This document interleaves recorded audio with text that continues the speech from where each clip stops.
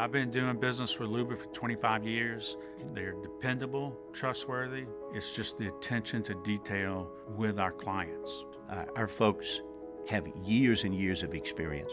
They're highly trained professionals. But many companies have that asset.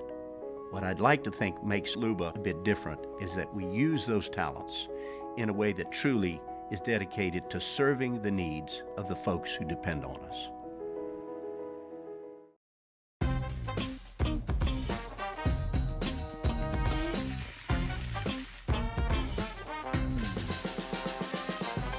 The best-kept secret in town is out. Discover Tallulah at the Renaissance Hotel on Bluebonnet.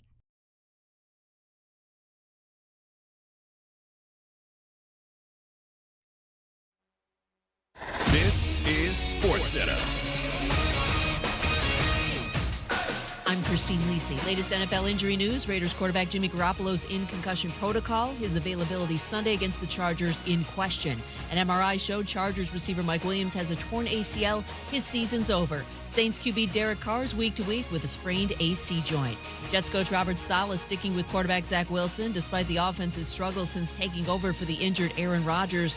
Offensive coordinator Nathaniel Hackett needs to make some tweaks for Wilson and that stuck in neutral offense, says ESPN's Damian Woody. Guess what? You don't have Aaron Rodgers anymore. So Nathaniel Hackett, figure it the hell out. You got to put your head on something.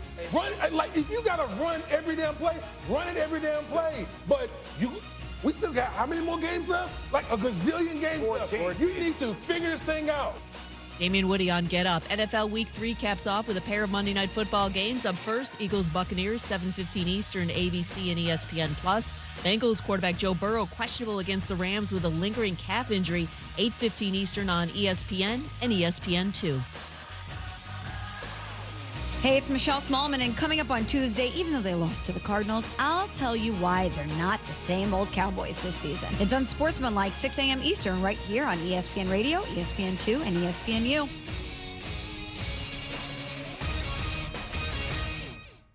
Matt Moscona. I'm very important. After further review. Say it one more time. After further review with Matt Moscona. And here we go. Live from the Mercedes-Benz of Baton Rouge Studios. That's right.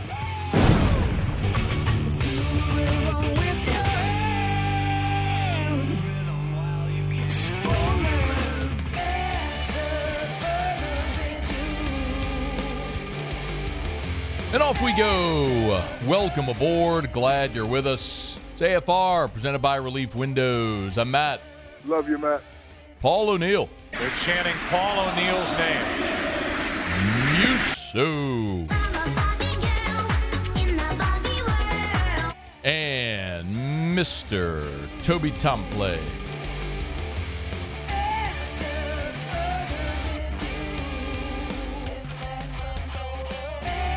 All right, we're here. Glad you are as well. Get out there and make it a good one. Tigers win. Saints gag on a maggot.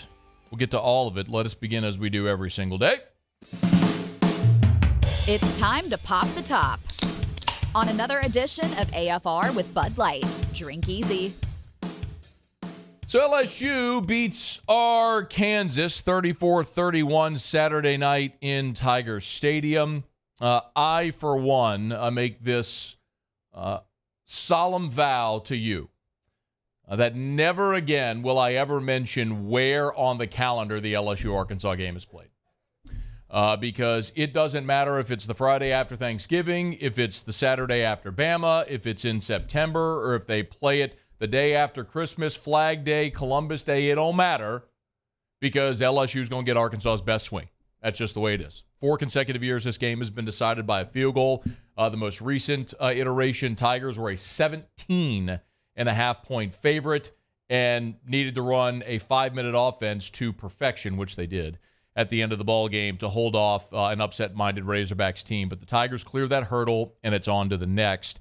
It is a bit odd, though, because that game, for much of it, was almost an exact replica of the LSU-Florida State game in reverse.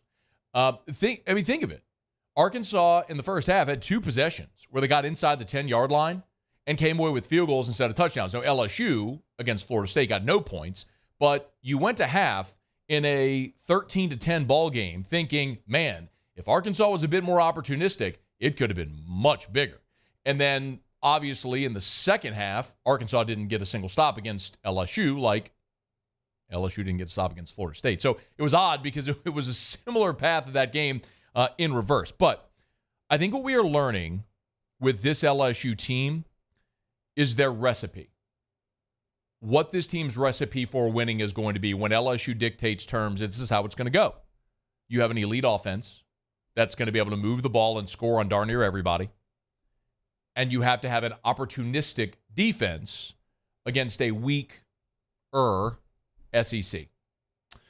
So LSU, they find themselves down in this ball game, 6-0. Bring it within a field goal, 6-3. You're thinking there before half, hey, get a stop, and then score at the end of the first half, and then you get the ball to start the second half. You can kind of take control.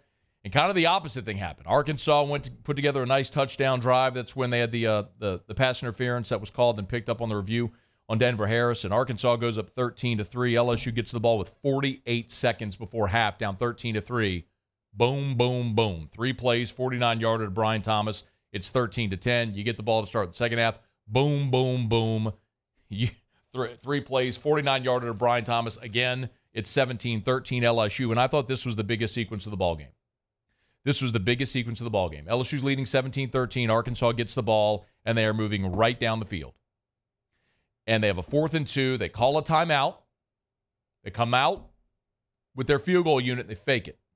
They get the ball down to the 11-yard line on the fake. Mekhi Wingo comes up with a big tackle on KJ Jefferson on first down. Whit Weeks flushes KJ on second down. Wingo ends up getting the sack. And on 3rd and 16, Deshaun Womack got a sack, which forced the field goal, which they made, but LSU maintained the lead. Tigers get the ball back. They go right down the field. Touchdown Malik Neighbors. It's 24-16. LSU's up 8. I kind of exhaled there thinking, all right, well, this is where LSU takes command of the game. Only on the ensuing possession, Zy Alexander had a total brain fart, forgot his guy, decided to chase KJ Jefferson, and then gave up a 59-yard touchdown, and it was game on. So, and nobody got a stop the rest of the way until the very end of the game where Arkansas flat ran out of time. KJ Jefferson's he was intercepted by Zy Alexander. But that sequence where you at the start on Arkansas's first possession of the second half, where they had a red zone possession, you pushed them back after the fake field goal, forced a field goal attempt, so you maintain your lead, and then scored to go up 8. That really was the sequence that was pivotal in this ball game. Couple of things, and Brian Kelly talked about this as well. Salute to the LSU red zone defense. Arkansas got to the LSU 1-yard line, 5-yard line, and 11-yard line, and the defense forced them to kick field goals. I don't think this defense, anybody is going to confuse them with the 85 Bears or the 2011 Tigers. This is just a defense that is, we hope, will find itself and improve as the season goes along, but it's a defense that's going to have to be opportunistic, meaning force turnovers, and when you get red zone possessions, force 3s instead of 7s and let the offense pick you up. It's just going to be this team's recipe. I've mentioned that scenario where after the fake field goal, that sudden change right there, which can be deflating, your defense went right back out there and commanded the line of scrimmage and pushed them backwards and forced a 40-yard field goal. So I thought the red zone defense for LSU was good enough. I'll put it to you that way. I mean, listen, Arkansas converted all of their red zone chances in this ballgame. So it's not like you got stops in that respect, but they were 5 for 5 in the red zone. But you forced 3 red zone field goals, which was a big part of LSU's ability to win that game on Saturday night. Salute to Jaden Daniels, who today, if you missed it, was named the SEC Offensive Player of the Week. And boy, it did not start good for Jaden Daniels. The first play of the game was a misfire on a pass. On the third play of the game, he threw a ball low to Malik Neighbors where Malik came up looking like he had hurt his shoulder. And then on the next drive, he throws an interception. It was not good early. But a sign of a great player is when you can get it together, and Jaden more than did that, clearly. On a day where he wasn't his best in the first half, still ends up the SEC Offensive Player of the Week. 20 of 29 for 320, 4 touchdowns and a pick, completed 69% of his passes, a QBR of 200.3, and that was on a bad day. I mean, he's incredible. He's an incredible player, and he is by far the best quarterback in the SEC. I don't think that's even debatable, and it's why LSU has a chance to win every game it plays. I know there's a lot of frustration today about the defense, and I share that frustration with you. I don't know how it improves. Let me rephrase that. I don't know how you get from where you are to being elite. That's not going to be in the cards for this team. The personnel won't dictate it. And I know there's a lot of people criticizing Matt House. Here's the thing. You've made just about every personnel change you can make. You went from, in that first week, really just using Mekhi Wingo and Mason Smith to now you're rotating Jordan Jefferson and Jacoby and Guillory. We saw Paris Shand on the interior. We saw in certain nickel packages where they go to Deshaun Womack at that left end. They kick Savion Jones inside. They got Harold Perkins at the nickel Sam role as opposed to off-ball backer where he was playing in week 1. They've inserted Greg Penn and Whit Weeks. We've seen Denver Harris at corner. We're seeing Riot Yates at free in dime packages. They've done just about everything they can do with the personnel they have. Now, it's just a matter of how much better can this personnel grouping get? How much more comfortable can they get in the defense? How much better can they play? That's kind of it. The cavalry isn't on the way. There's nobody else coming. What you have is what you have, and so you just have to keep getting better and understand where we started was how you're going to have to win games. Be opportunistic on defense. Score a bunch on offense. Before this season started, we sat here and I went through the past defense rankings of all of the national champions in the college football playoff era. And there's only 2 that have been in the top 15 in the country, defensive and pass defense. The bottom line is you don't have to be elite defensively. What you have to be is elite offensively. And this team is. Can they be good enough defensively is the big question. They got a long way to go. One other salute. How about a salute to Damian Ramos? And I'll say Ramos because we talked about it last year. He had a pinned tweet on his account where he said, hey, this is Damian Ramos. The kid calls himself Ramos. I'm calling him Ramos. 2 of 2 on field goals Saturday, 4 of 4 on PATs. Damian Ramos, through 4 games, has not missed a kick. 5 of 5 on field goals, 21 of 21 on PATs. Jay Bramblett has been inconsistent. Your kick coverage has been inconsistent. Your return game hasn't been what we hoped it would be. You muffed another one against Florida State. We all saw. The most steadying presence on special teams so far has been 34. And the good news is, as a redshirt sophomore after this season, he's got 2 more years of eligibility if he wants it. He's been literally perfect through 4 games, has not missed a kick. Salute to Damian Ramos. Really well done. I'll say again today what I said a week ago and what I'm probably going to say every week heretofore. Every game on this schedule for LSU is winnable. LSU's a 2.5-point favorite against Ole Miss coming up this weekend. Could you lose at Ole Miss? Absolutely you could. Sure, Lane Kiffin could dial up a brilliant game plan. They could score 40 and you could lose. That could absolutely happen. Can you go to Oxford this weekend and win? You're damn right. And the same can be said for every game subsequent. Just keep clearing hurdles. Just like a sprinter. Just jump over the hurdle. Just don't clip your heel on a hurdle and stumble. It's the SEC. There are landmines everywhere, but you have a map of where they are.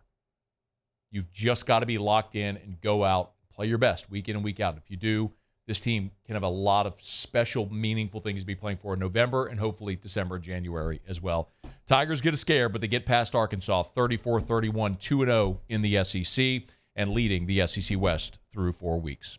All right, it's After Further Review. Our show open every day is brought to you by Bud Light. Drink easy in Louisiana. I had a great meeting on Friday. It was over at Mockler, meeting with Chris and Mary and Courtney and my friends over at Mockler Beverage. Just such a great just an institution in this city and in South Louisiana for 30 years. Do you realize Mockler you probably don't realize this.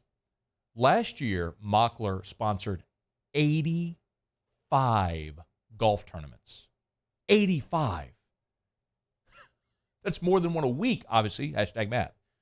So when I tell you, man, it's a great company that has been so invested in our community for 30 years. I mean, imagine going to a charitable event where you haven't seen that thin red line with the Mockler logo on it.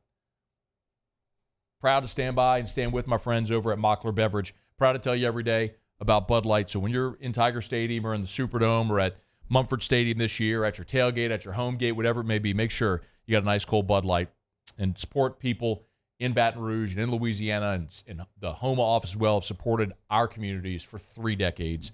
Mockler and Bud Light. Drink easy in Louisiana with Bud Light. All right, it's after further review. Oh, we got a huge promotion coming up with our friends over at Mockler. I'll tell you about that coming up after the break. It's going to be one I'm very excited about, and we'll tell you about that coming up here in just a second. Let me knock out a quick break. So LSU gets the win, and that was awesome.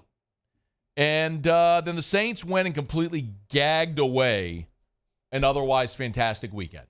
Unfortunately, I have to talk about what happened at Lambeau Field on Sunday. We'll do that when we come back on AFR. AFR. Buying or selling, commercial or residential. If you need a realtor, you need Darren James. And I told you last week, and I'm thrilled to tell you again, the program that we were able to promote more than 10 years ago on this show that went away with the great flood of 2016 is back. It's the Darren James Guaranteed Sale Program. It works like this. Call Darren. If you're looking to sell your home, call Darren. You and Darren will sit down. You'll agree to a price at which Darren will sell your house and a deadline by which he will sell it. If Darren James doesn't sell your home at that price, by that deadline, he will have your home bought with cash or he will sell it absolutely free. He will waive his commission. Call Darren James today. What do you have to lose? 335-7666, 335-7666, or agent225.com, agent225.com for Darren James. Think real estate, think Darren James. I've been doing business with Luba for 25 years. They're dependable, trustworthy. It's just the attention to detail with our clients. Our folks have years and years of experience. They're highly trained professionals, but many companies have that asset. What I'd like to think makes Luba a bit different is that we use those talents in a way that truly is dedicated to serving the needs of the folks who depend on us. Bayou Ford is taking $10,000 off MSRP on select new 23 Ford F-150 trucks. And all new Bayou Ford vehicles come with a 1 million mile warranty.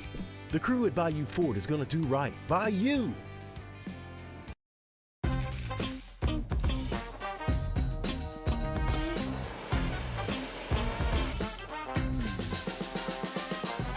The best kept secret in town is out. Discover Tallulah at the Renaissance Hotel on Bluebonnet.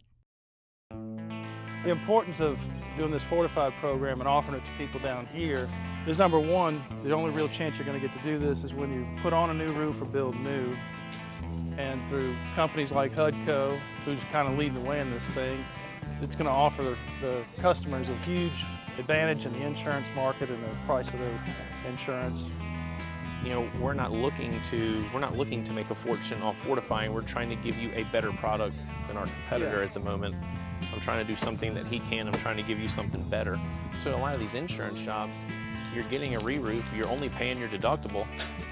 Let's sit down and talk about the fortified and let's see what it does to your insurance premium. You're getting a steal. Yeah. You're getting a brand new roof and a fortified certificate for your deductible, essentially. And I think we're rocking and rolling.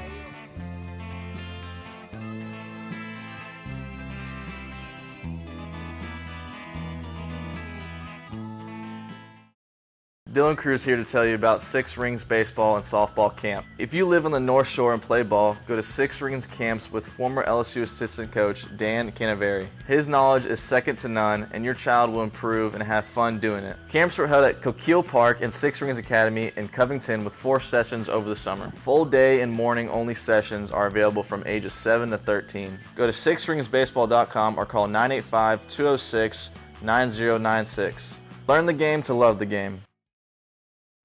Scooncha, fall in the air. Fall is right around the corner, which means fall fishing is, which means It's time for you to take your boat to the next level with front-to-back boat service in a bunch of different ways. You want a custom stair job, you can have a ton of fun out there on the water. They can do that. What about a spot lock trolling motor? So you stay right where you need to in casting lines. Or sonar that's let you see the fish under the water before you cast. All of your maintenance needs as well. For 38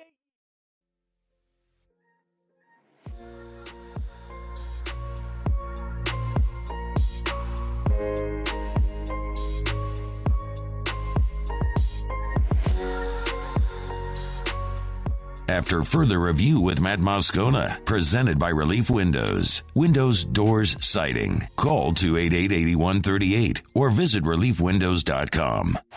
From 46 yards out, Grupe's kick is no good. Wide to the right.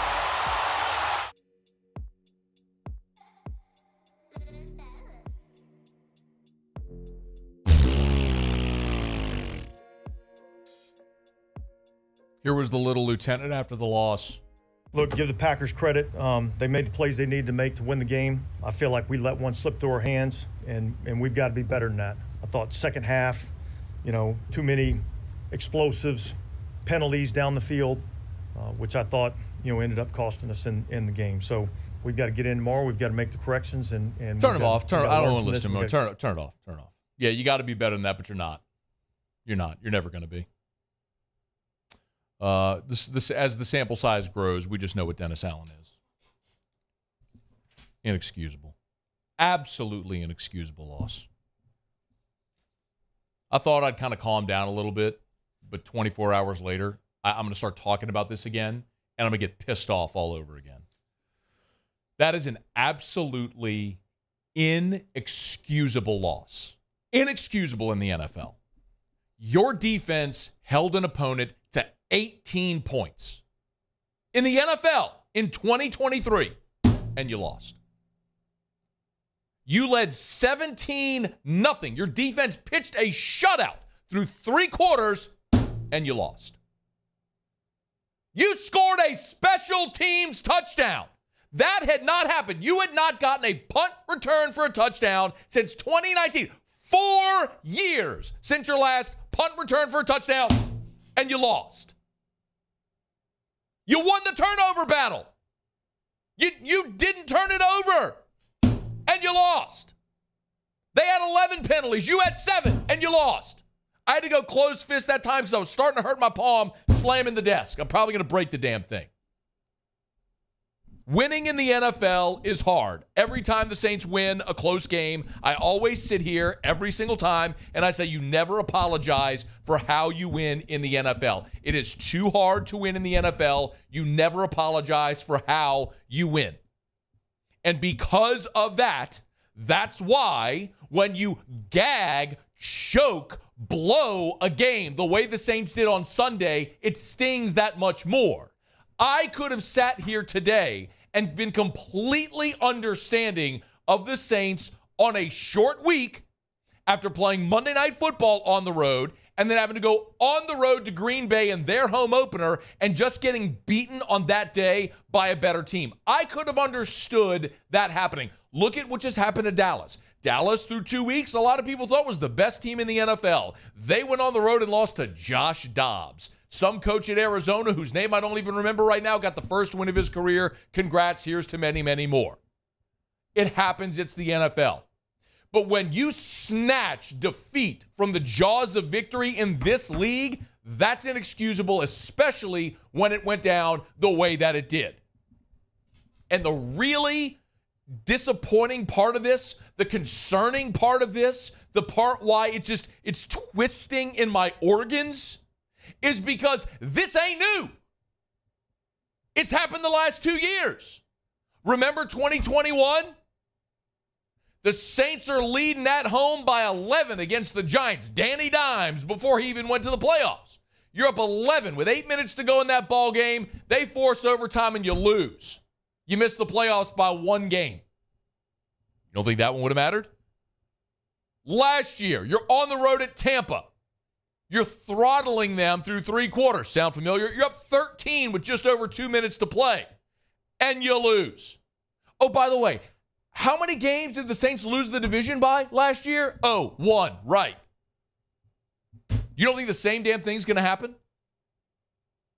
Division ain't good. It's going to be the same thing. Everyone's going to be 9-8, 8-9, right there in the mix. And can't you just see history repeating itself?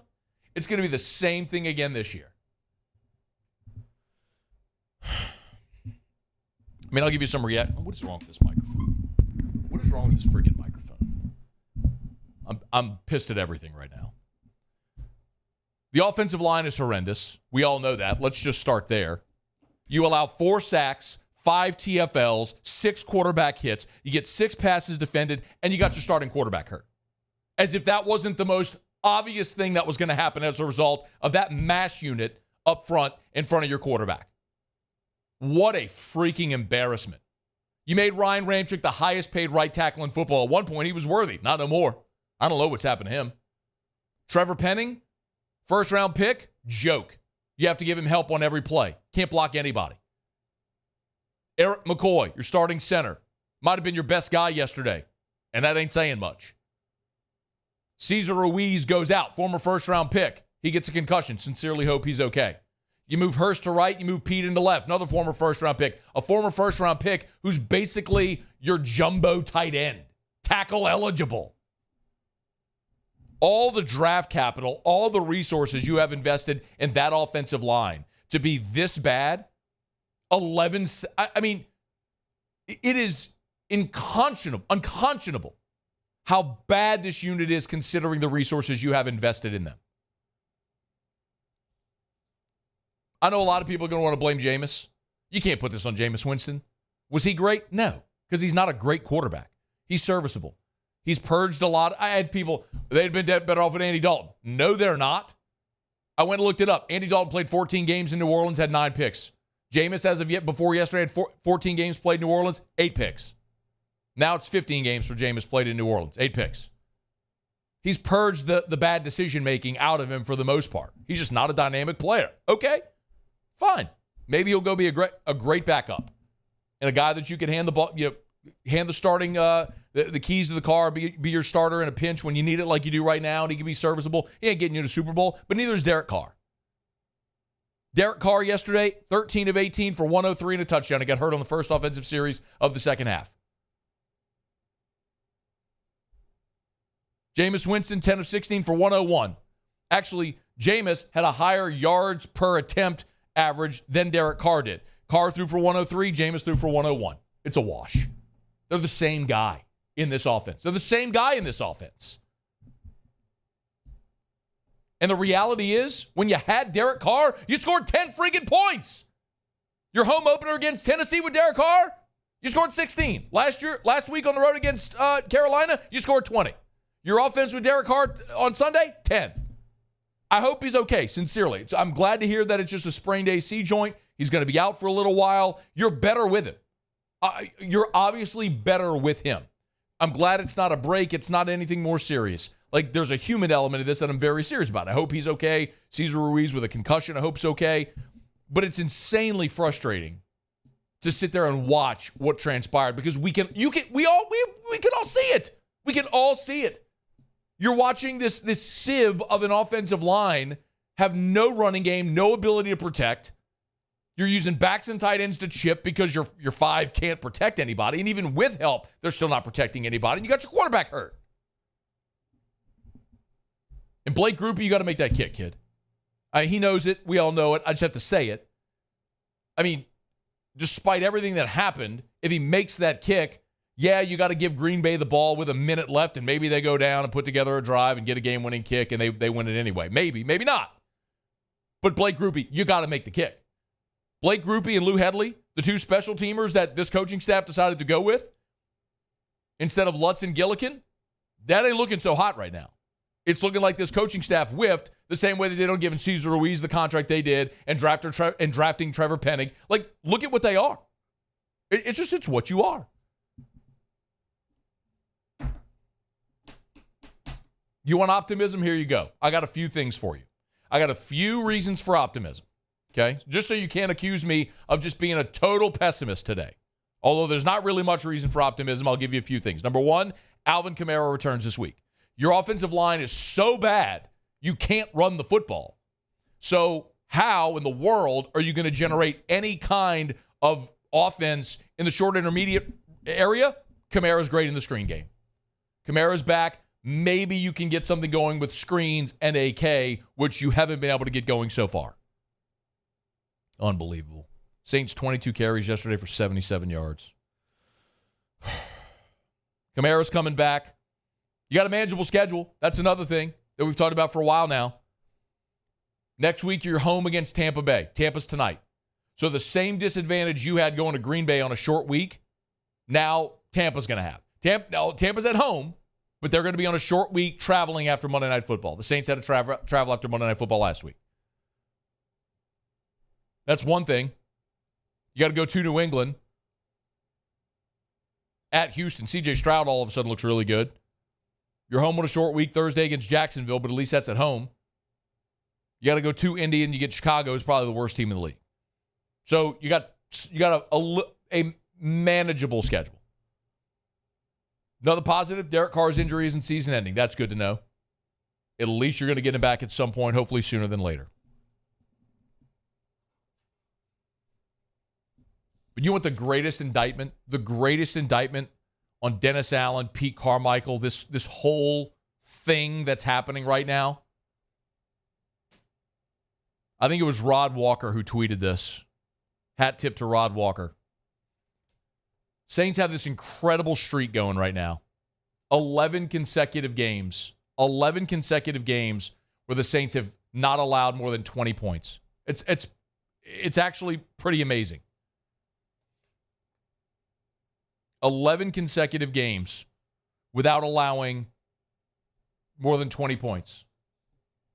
You're 6-5 in those games. I am so ready to be done with every remnant of the Sean Payton era. All of it. The purge has to come. It has to. Because as long as this franchise continues to hold on to what was, it will never move forward. Dennis Allen, Pete Carmichael, Mickey Loomis, all of it. It's all got to go. You have got to start fresh because you are holding on to these remnants of what was, trying to find that magic unlock, what's going to get us back to what was, instead of thinking what's going to bring us to what will be. And as long as you continue to live life looking in the rear view instead of the windshield, you're going to continue to have results like what happened on Sunday. Because you got lieutenants running the ship, not generals.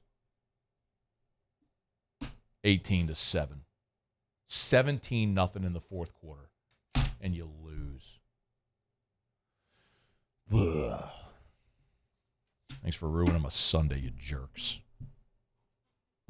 You're not jerks. I'm sure you're very nice people. Most of you, I'm sure, great people. I'm just expressing the frustration that so many people feel. All right. It's after further review. AFR. AFR is brought to you by River City's 1 Hour Air, where they're always on time or you don't pay a dime. 752-0001, 752-0001, or 1hourbr.com. 1hourbr.com. It's River City's 1 Hour Air. If you're having trouble with your home central AC, call our friends at River City's 1 Hour Air, and they'll be there nights, holidays, weekends. They'll always come out. They'll never charge you extra to come out nights, holidays, weekends at River City's 1 Hour Air. I was driving down Airline Highway today, dropping off Drew at school, going the other way down Airline. There was one of those big yellow vans, River City's 1 Hour Air. As a matter of fact, yesterday, Sunday, I was on Segan, was getting my car washed at Benny's. I'm coming out of the car wash, going right down on Segan toward Perkins. Boom, big yellow van. Told you, nights, holidays, weekends, they will always come out, and they'll never charge you extra to come out. Nights, holidays, weekends. It's River City's 1 Hour Air. 752-0001, 752-0001, or 1hourbr.com. That's River City's 1 Hour Air. If you need your AC serviced, you need the best. It's River City's 1 Hour Air. 752-0001, where they're always on time or you don't pay a dime. Officially, it's a fridge full of beer. Unofficially, it's free AC. Coors Light, the official beer of everything unofficial. Follow us on Twitter at 1045ESPN to cast your vote in the Citizens Bank and Trust Poll of the Day. Vote daily inside Off the Bench, live at lunch on Palmer. And after further review, Citizens Bank and Trust brings you the Poll of the Day via Twitter at 1045ESPN. Electricity is all around us, and our families depend on it. Every day is sparked by the power of a cold drink or a warm meal, a movie night, and a comforting light at the end of a dark hallway. From sunrise to sunset, playtime to bedtime, our team is ready to take care of your electrical needs. Even in the case of an after-hours emergency, the light in your life shines brighter with Mr. Electric. Gulf Coast Office Products is a nationally recognized Savin office equipment dealer based right here in Louisiana. Over 100 employees strong, Gulf Coast has the boots on the ground to support all vertical markets from education, engineering, legal, and finance. With the latest in office technology, from desktop to production segment units, Gulf Coast and Savin have the perfect fit for you. Call 225-756-2644. That's 756-2644 for Gulf Coast Office Products. Hello, Samantha, dear, I hope you're feeling fine. And it won't be long until I'm with you all the time. But until then, I spend my money up right down on my last dime. Come home, live Baton Rouge.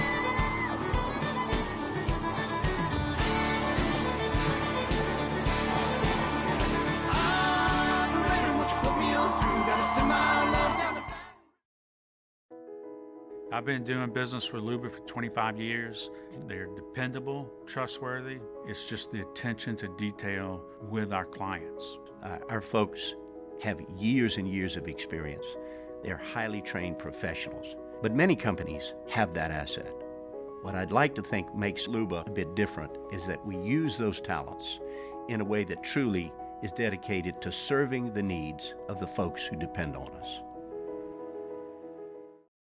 Dylan Cruz here to tell you about Six Rings Baseball and Softball Camp. If you live on the North Shore and play ball, go to Six Rings Camps with former LSU assistant coach Dan Canaveri. His knowledge is second to none, and your child will improve and have fun doing it. Camps were held at Coquille Park and Six Rings Academy in Covington with 4 sessions over the summer. Full day and morning only sessions are available from ages 7 to 13. Go to sixringsbaseball.com.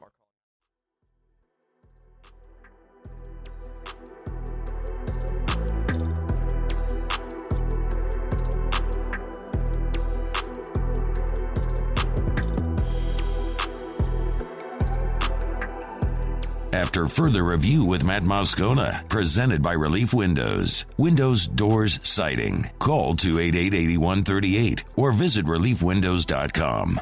Get ready for another morning kickoff in 2 weeks. The SEC announced earlier today LSU at Missouri on October the 7th, 11 a.m. on ESPN. The benefit of it obviously is, you get the rest of your Saturday to watch all the afternoon and evening games, and for those of us who work on game days, maybe even get a little date night or something like that. But obviously, it's not ideal. None of us want to see LSU play at 11 a.m. But coming off the performance that they had against Mississippi State, it's hard to argue against it. LSU has been good.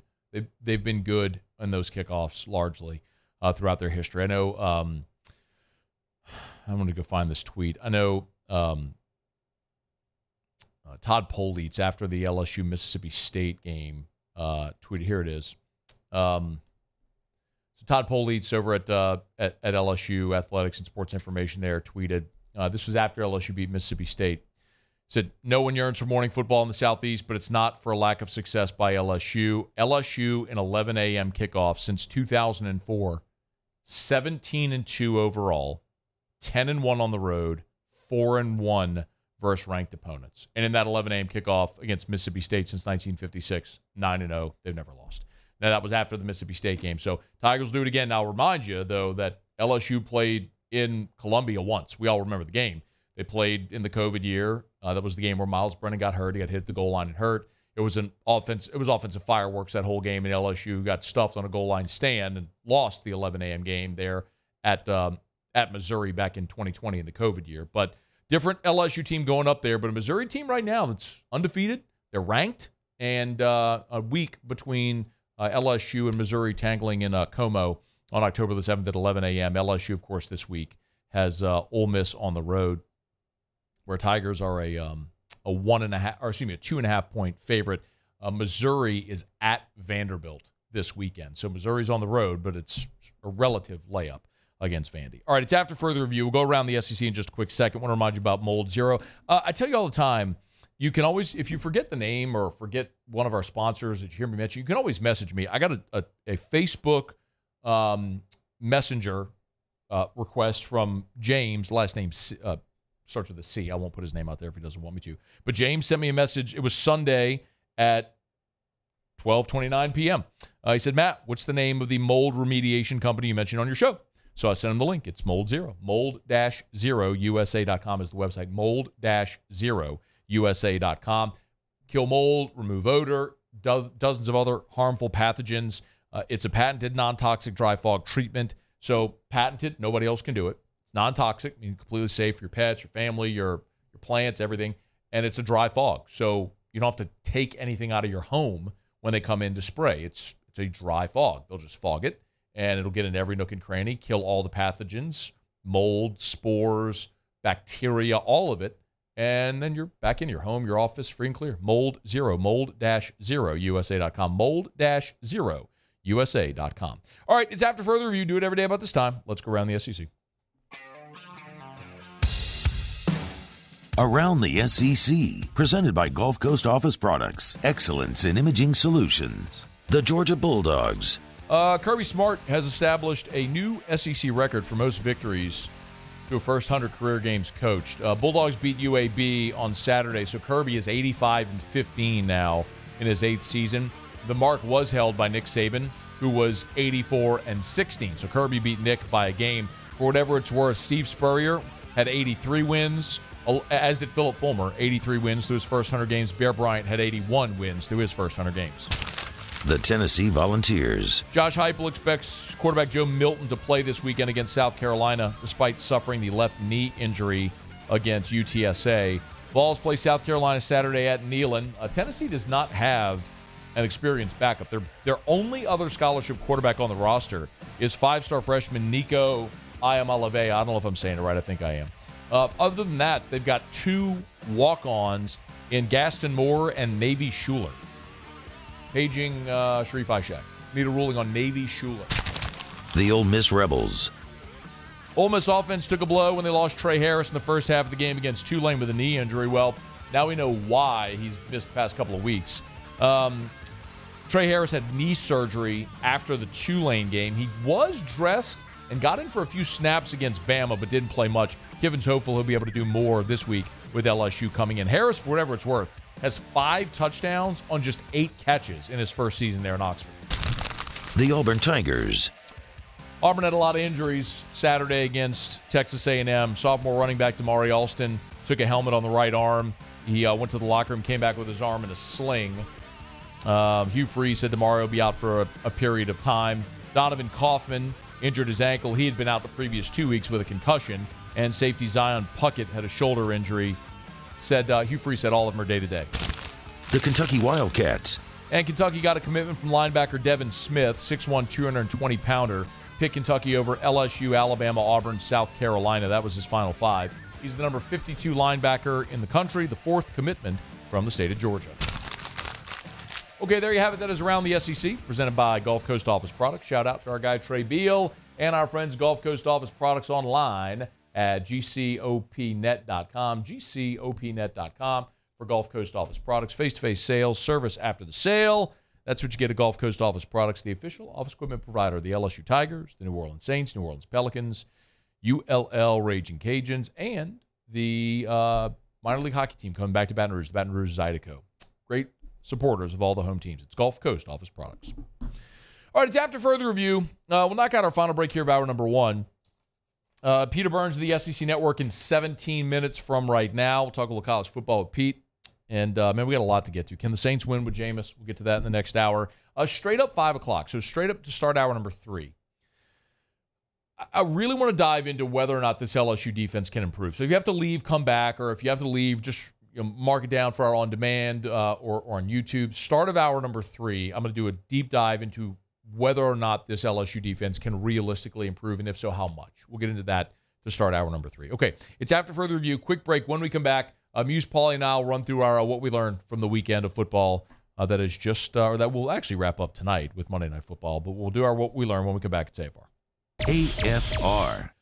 Had a conversation earlier today with Miss Teresa over at Clegg's, and great news. Been telling you about all the fall decor that they've got over at Clegg's Nursery. The pumpkins and the hay bales and the squash and the gourds and the corn stalks. You know the drill. If you want to decorate for the fall season, your patio, your front porch, maybe an inside space, whatever it may be, Clegg's has so much inventory, and they're getting another shipment of that inventory this week. So they're going to replenish and restock all of their great fall inventory right now. It's Clegg's Nursery. Any of the 4 locations in the greater Baton Rouge area: Seagan near Airline, LA 16 in Denham, Mid-City on Donmore, and the Garden Center on Greenwell Springs. I want to remind you that also, if you are a hunter, they've got all the buckbusters, the deer corn, the mow bucks.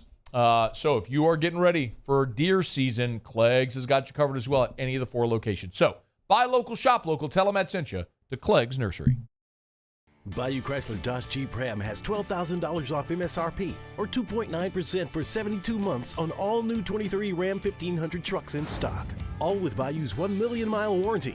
The crew at Bayou Automotive is going to do right by you.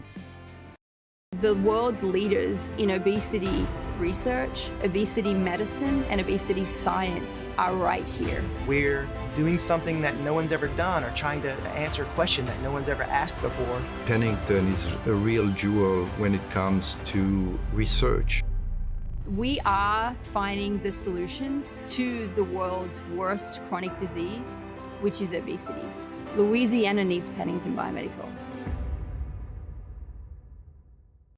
Gulf Coast Office Products is a nationally recognized Savin office equipment dealer based right here in Louisiana. Over 100 employees strong, Gulf Coast has the boots on the ground to support all vertical markets, from education, engineering, legal, and finance. With the latest in office technology, from desktop to production segment units, Gulf Coast and Savin have the perfect fit for you. Call 225-756-2644. That's 756-2644 for Gulf Coast Office Products. Scooncha, fall in the air. Fall is right around the corner, which means fall fishing is, which means it's time for you to take your boat to the next level with front-to-back boat service in a bunch of different ways. You want a custom stair job, you can have a ton of fun out there on the water. They can do that. What about a spot lock trolling motor, so you stay right where you need to in casting lines, or sonar that's let you see the fish under the water before you cast? All of your maintenance needs as well. For 38 years, they've been at it and will continue to do so. The Sherman family of front-to-back boat service. I've been doing business with Luba for 25 years. They're dependable, trustworthy. It's just the attention to detail with our clients. Our folks have years and years of experience. They're highly trained professionals. But many companies have that asset. What I'd like to think makes Luba a bit different is that we use those talents in a way that truly is dedicated to serving the needs of the folks who depend on us. Dylan Cruz here to tell you about Six Rings Baseball and Softball Camp. If you live on the North Shore and play ball, go to Six Rings Camps with former LSU assistant coach Dan Canaveri. His knowledge is second to none, and your child will improve and have fun doing it. Camps were held at Coquille Park and Six Rings Academy in Covington with 4 sessions over the summer. Full day and morning only sessions are available from ages 7 to 13. Go to sixringsbaseball.com or call 985-206-9096. Learn the game to love the game. At Relief Windows, we're more than windows. We're windows, doors, hardy plank, and vinyl siding. But our number one product is always customer satisfaction.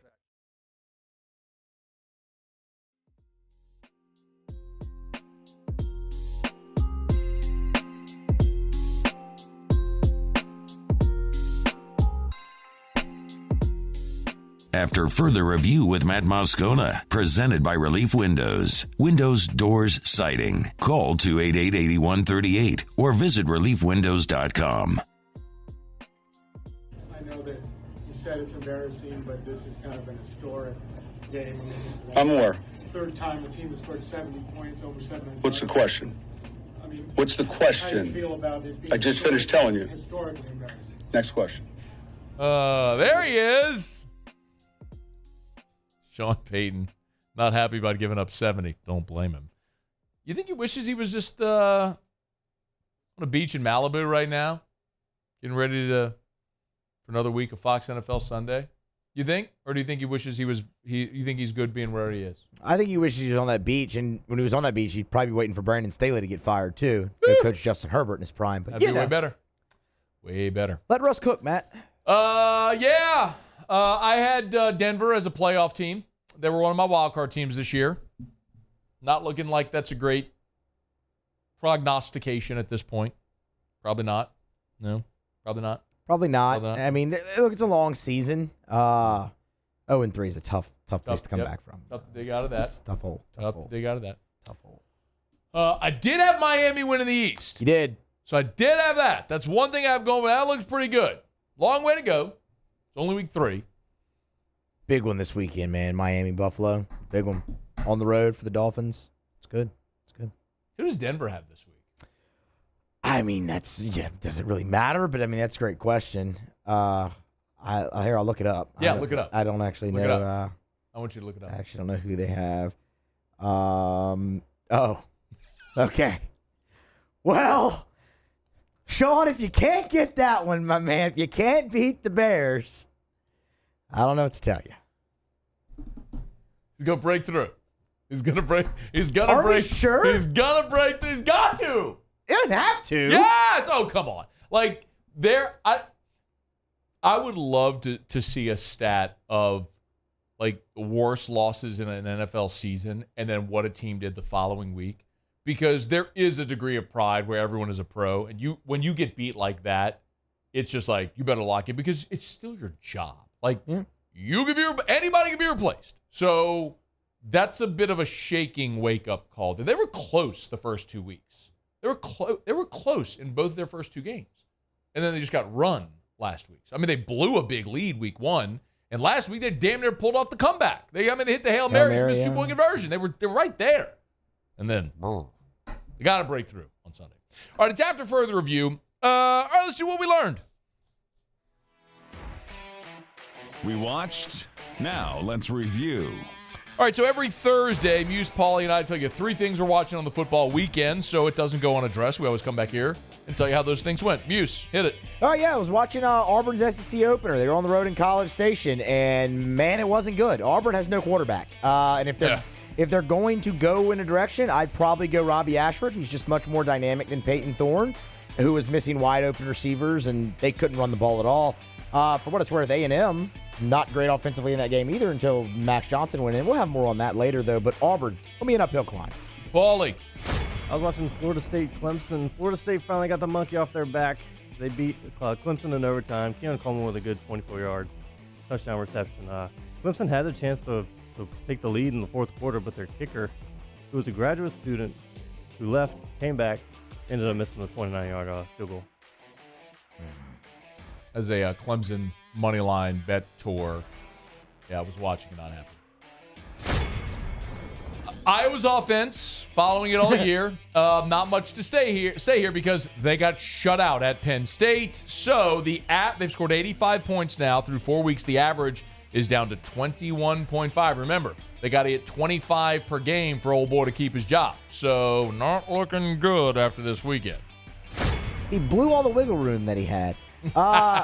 Notre Dame is still Notre Dame. I was watching Ohio State, Notre Dame. Irish could just really never get it going offensively. Really thought Sam Hartman was going to be a difference maker there in that ball game. They turned it over on downs a couple times. They missed a field goal early. They had 10 men on the field when they could have stopped Ohio State at the goal line and instead lost. So big game Notre Dame strikes again.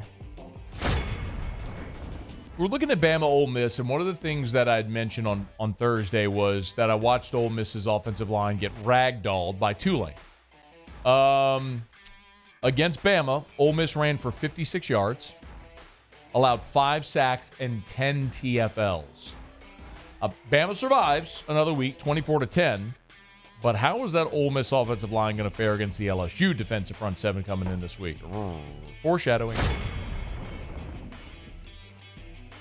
All right. We were Vikings Chargers. Okay, Sorry. great. Yeah, Vikings Great, Chargers. yes. Winless battle there between two teams. Radio, words, what, talk. What was going to happen with Brandon Staley, who's on the hot seat? It was actually a pretty entertaining game. Nobody wanted to win it at the end, but ultimately Kirk Cousins threw an interception, and the Chargers did get their first win. The Vikings, a lot of people had them in that division, myself included. They are 0-3. Yeah, I had the over in that game. Hey, there you go. It didn't hit. At 28-24, it didn't hit? It was 54. Oh, well, never mind. I needed the touchdown at the end. Kirk Cousins. It's only week 3, but the Bears might have secured the number 1 overall pick. That offense was atrocious. Justin Fields threw for a grand total of 99 yards. Do you think they were just nervous because Taylor Swift was there? No. No? It could have been. You don't know. And it was actually, I like Taylor Swift, but it was annoying how much of my football Sunday that I Oh, all of it. So we sat here on Thursday, and I said I was going to watch the 2-0 team. There were 9 2-0 teams in the NFL. We're going to try to figure out who was for real. All right, so who's for real? Dallas was 2-0. They lost to the Cardinals. That's rough. San Francisco was 2-0. We know they won on Thursday Night Football. Miami was 2-0. I think suffice to say they're pretty good. Real. Yeah, they're good. Yeah, They're good. Baltimore was 2-0. Lost to Indy and Garner Minshew. Put a big question mark there. Philly plays tonight. Atlanta lost. New Orleans lost. Tampa 2-0 plays tonight at home against Philly. And then Washington got thumped. So a little bit of a separation Sunday yesterday for those 2-0 teams, proving who's real and who isn't. There's our football takeaways from what we learned from the weekend. All right, it's After Further Review. SportsCenter's coming up. Peter Burns of the SEC Network joins us after we get caught up on national headlines. Stick around. Hour number 2 of AFR, presented by Relief Windows.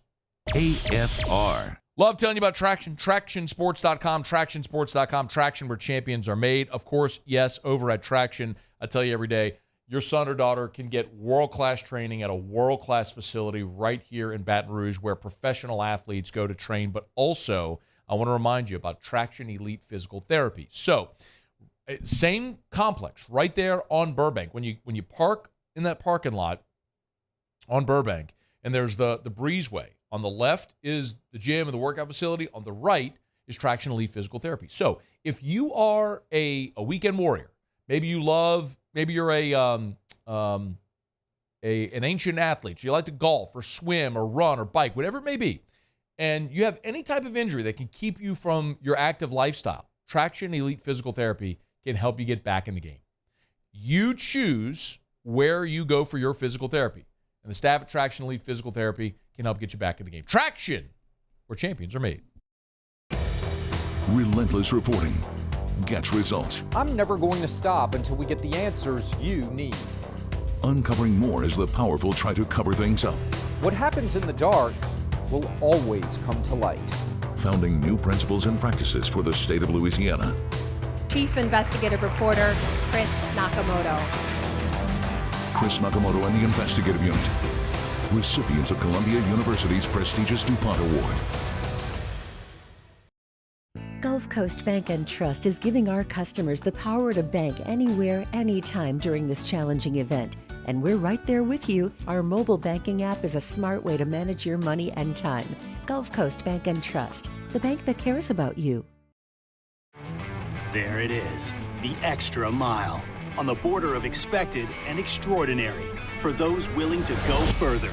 Like vans customized for work or play. With safety and tech to keep you connected. Supported by a 5-star sales, service, and finance team. And backed by the 1-star you know. So go the extra mile. It's never crowded because so few have what it takes to go there. Mercedes-Benz Vans. It was a humid day. Barefoot children play. Looking for that summer shade. Time just slips away. Oh, Louisiana, some kind of hold on me. Like cypress stumps, your roots are planted deep inside of me. Gulf Coast Office Products is a nationally recognized Savin office equipment dealer based right here in Louisiana. Over 100 employees strong, Gulf Coast has the boots on the ground to support all vertical markets from education, engineering, legal, and finance. With the latest in office technology from desktop to production segment units, Gulf Coast and Savin have the perfect fit for you. Call 225-756-2644. That's 756-2644 for Gulf Coast Office Products. Scooncha, fall in the air. Fall is right around the corner, which means fall fishing is, which means it's time for you to take your boat to the next level with front-to-back boat service in a bunch of different ways. You want a custom stair job, you can have a ton of fun out there on the water. They can do that. What about a spot lock trolling motor? So you stay right where you need to in casting lines. Or sonar that's let you see the fish under the water before you cast. All of your maintenance needs as well. For 38 years, they've been at it and will continue to do so. The Sherman family of front-to-back boat service.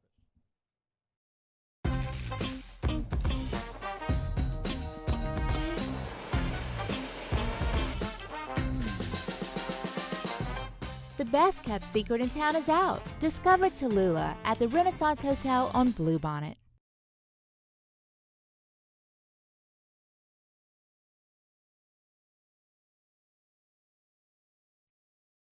This is SportsCenter. I'm Christine Lisi. Bengals coach Zach Taylor asked by ESPN's Laura Rutledge about the status of quarterback Joe Burrow against the Rams on Monday Night Football. Answered, they're not ready to reveal a decision yet, are waiting a couple more hours before making a call. Burrow's dealing with a lingering calf injury. 8:15 Eastern, ESPN and ESPN2. 2 straight rough performances by Zach Wilson. Apparently not enough yet for a quarterback change for the Jets. Coach Robert Saleh says he is sticking with Wilson this week. If that's the case, then offensive coordinator Nathaniel Hackett needs to have a heart-to-heart with the QB, advises ESPN's Ryan Clark. You don't do this well, you're not ready to do this, but here is what you do well. And I'm going to put you in those positions to allow you to succeed. If we put you in the roll game and the guy's not wide open, use your legs. If you can't use your legs, throw it out of bounds because we do have a really good defense. Raiders quarterback Jimmy Garoppolo in concussion protocol. His availability Sunday against the Chargers in question. An MRI showed Chargers receiver Mike Williams has a torn ACL. His season is over. Hey, it's Michelle Smallman, and coming up on Tuesday, even though they lost to the Cardinals, I'll tell you why they're not the same old Cowboys this season. It's Unsportsmanlike, 6 a.m. Eastern, right here on ESPN Radio, ESPN2, and ESPNU.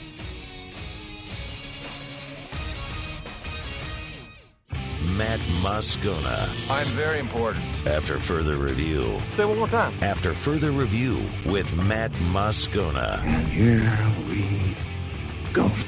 Live from the Mercedes-Benz of Baton Rouge Studios. That's right.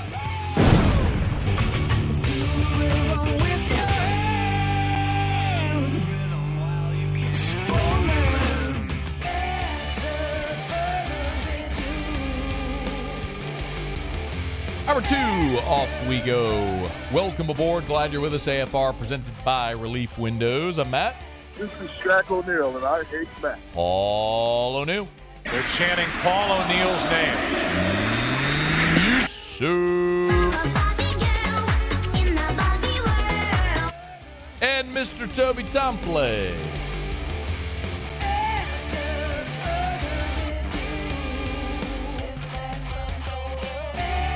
All right, we're here. Glad you are as well. Get out there and make it a good one.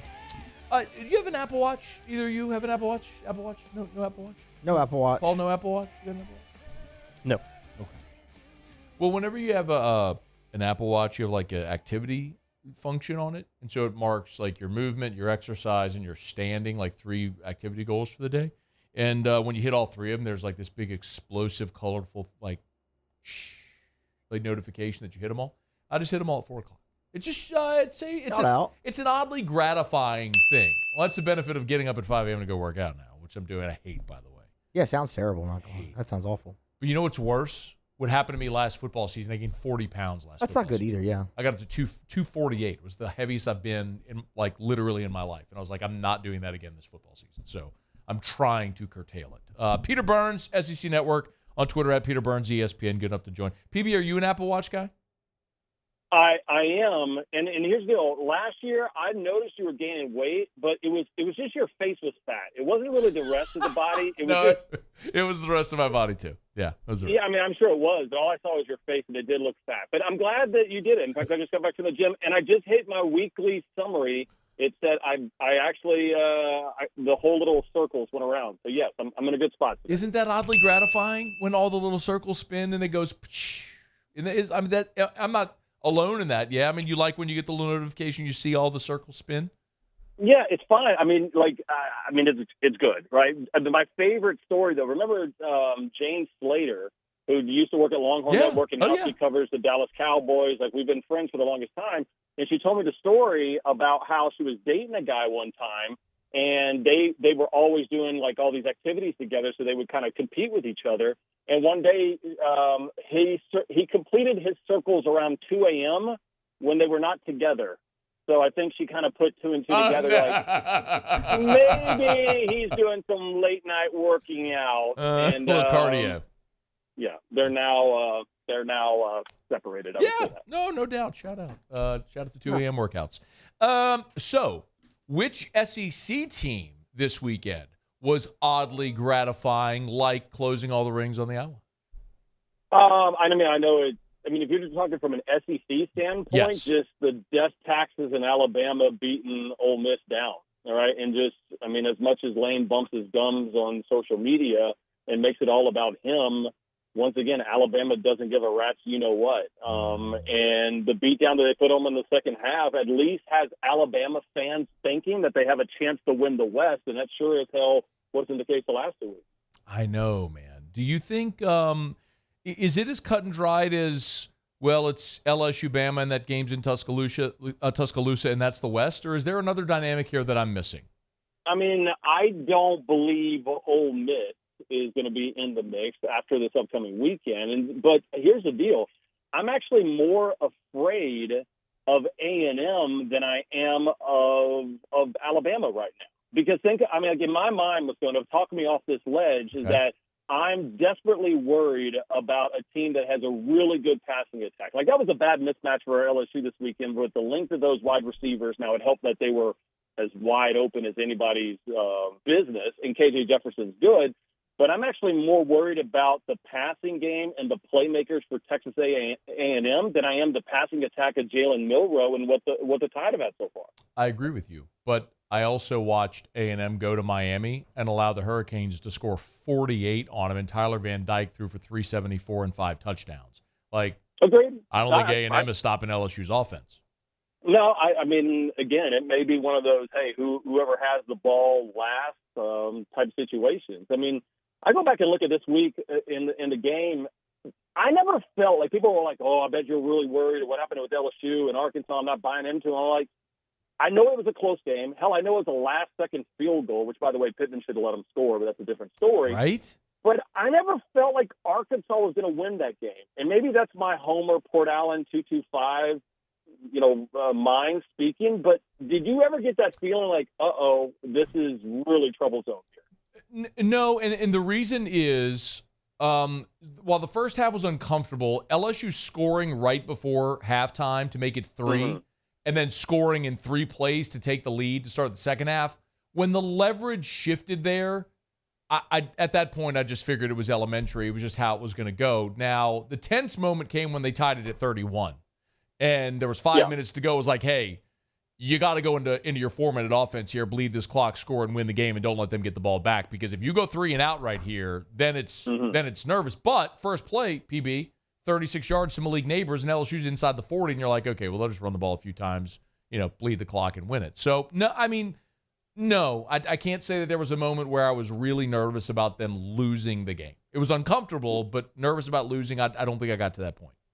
I mean, when we used to have Gene Chizik and doing stuff for us, now he's over the defensive coordinator at North Carolina, and just talking to the guys that really know their ish when it comes to football, they would tell me from a coaching perspective how much they love good film. And what I mean by that is, like, it was a close victory, but they were able to go out there and see, like, all right, where were our weaknesses?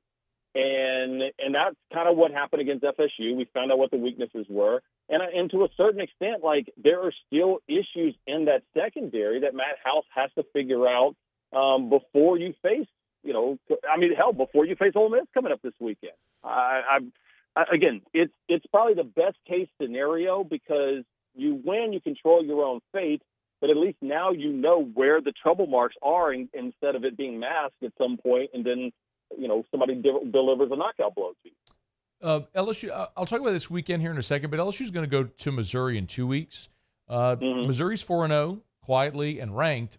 Candidly, PB, aside from like checking in on that Kansas State game every now and again, I've seen virtually none of Missouri. Can you give me anything on that? Like, should LSU be concerned going to Como in 2 weeks at 11 a.m.? Yes, absolutely. I mean, you go back and look at. I mean, they've got the best playmaker, and I love Malik Neighbors. I love Thomas. I love Lamp. I love everything that I can say out loud. But Luther Burden is the best skill position player in the SEC. This kid out of St. Louis is incredible. Like, he is one of those guys, like, you cannot wait to watch play. And when he gets the ball, something special is going to happen. And so between him, Brady Cook, he looked healthy against a good Memphis team. He hasn't thrown an interception in 300-some-odd passes. I mean, again, just like the State game, I'm happy for LSU that is an 11 a.m. kickoff, because I wouldn't want that to be a night game and get the crowd fully into it. I mean, Brian Kelly talked about it on Feinbaum today. He goes, sometimes our guys are more locked in on road games than they are home games because of the distraction. So I was actually pleasantly surprised that that's going to be a breakfast, Boudin, and bourbon type morning. Yeah, interesting. LSU's actually had a tremendous amount of success at those 11 a.m. games, despite what the perception is. Peter Burns is with us from the SEC Network on Twitter at Peter Burns, ESPN. Look at this week coming up, PB. I guess on the marquee, Georgia-Auburn is the game, right? I don't know. Do you expect that's at your? Okay, no, please. I mean, I was surprised that it's only 14 points. I mean, if you watch any of it, just Hugh Freeze seemed like beaten down, like in his post-game press conference, because he knows he had to play all three quarterbacks, and none of them gave them a spark whatsoever. And Georgia, top to bottom, is a better defense than A&M. So I just can't imagine that game being close. I mean, I know it's a rivalry game, but that feels like an unbelievable mismatch. I mean, it's Kentucky, Florida, by far the best game on the schedule this weekend. Come on. How do you not? I mean, what you're taking Georgia, Auburn as a better football game? Really? Did you watch Auburn? I would take LSU. I would take LSU. I would take LSU Ole Miss. Well, I mean, other than that one. Yeah, and one that's more consequential. I would take Texas A&M Arkansas. That's at Jerry World. And you just told me that you think A&M is a threat in the West. Well, if they are, you got to go to Jerry World and beat the Hogs, which they never do. Yeah, but again, I don't know why, and maybe it's just I'm punch drunk on Max Johnson and that they made adjustments. I mean, that was the crazy part about A&M this weekend is traditionally they just look horrible when things like when Jimbo was calling the plays, they wouldn't make any play adjustments. And I thought that was a big adjustment when Max Johnson came in. The offense looked different, and it finally clicked when Johnson was in there. So I still think that was kind of a death blow for Arkansas in losing that game. And so I think it just kind of spirals out of control right there for the remainder of the season. No Rocket Sanders likely again. The offensive line is bad. It's A&M wins that game easily in my mind. Oh, really? Mm-hmm. Okay. Because I kind now of Florida, Kentucky, I don't know who the hell wins. I'll be honest with you. Like I'm leaning towards Kentucky in that game because I don't think they played their A game. But this little Florida defense is pretty salty, man. Austin Armstrong's done a damn good job. Like I don't feel quite as confident about this LSU Florida bet that I have with Doring than I probably did maybe a week and a half ago. That game's in Baton Rouge. LSU should be fine. Okay, perfect. Do you think? I mean, neither Florida or Kentucky has a shot to win the East, though. Do you think they do? No, I mean, I will tell you this. I think Kentucky has more of a higher gear that if they just happen to catch Georgia slipping and they got an opportunistic defense, right? I mean, they've scored 4 non-offensive touchdowns so far this season. They've got a little wiggle and they've got a good wide receiver room. that I think they have like a higher, like they can get the speedometer up a little bit higher than, in my mind, what Florida can. But it's still Georgia in my mind. Okay. Do you have a feeling on Florida, Kentucky? Early pick? I go Kentucky. I think that they were so pissed off for that 3 decades of losing to Florida that it still like gets in their craw for a while, and that game means a lot. But unlike the way Lane Kiffin handles Alabama every single year, I think Mark Stoops has said, "Hey, listen, we're going to focus all of that energy and not make it about myself. We're going to make it about this team." And so I actually like Kentucky in that game. Okay, all right. Do you think LSU? Do you think LSU is on? Well, I'm going to say upset alert. Does LSU win Saturday at Ole Miss? I think they do. And what I want to see I'm more interested about the Ole Miss is Lane Kiffin, Kevin Sumlin 2.0. Like, is this we always, it's flashy. The offense looks really good for a couple of weeks. And then when you get into SEC play, that you're just like, ugh, this is nasty. I'm kind of interested. I asked Ole Miss fans who always call into my show on Mondays on SEC Network. I wanted to hear from them this week about what they thought about Lane and how this whole thing went down. Crickets right now. It's a weird vibe in Oxford between the flirting with Auburn last year and just the way that once again they got everybody's hopes up and kind of got dashed when Alabama just treated them like a little brother. It's interesting times. It's a really big important game for Lane. In what way? Like big, like macro? He's not in trouble in Oxford. Would it just perception? What do you think?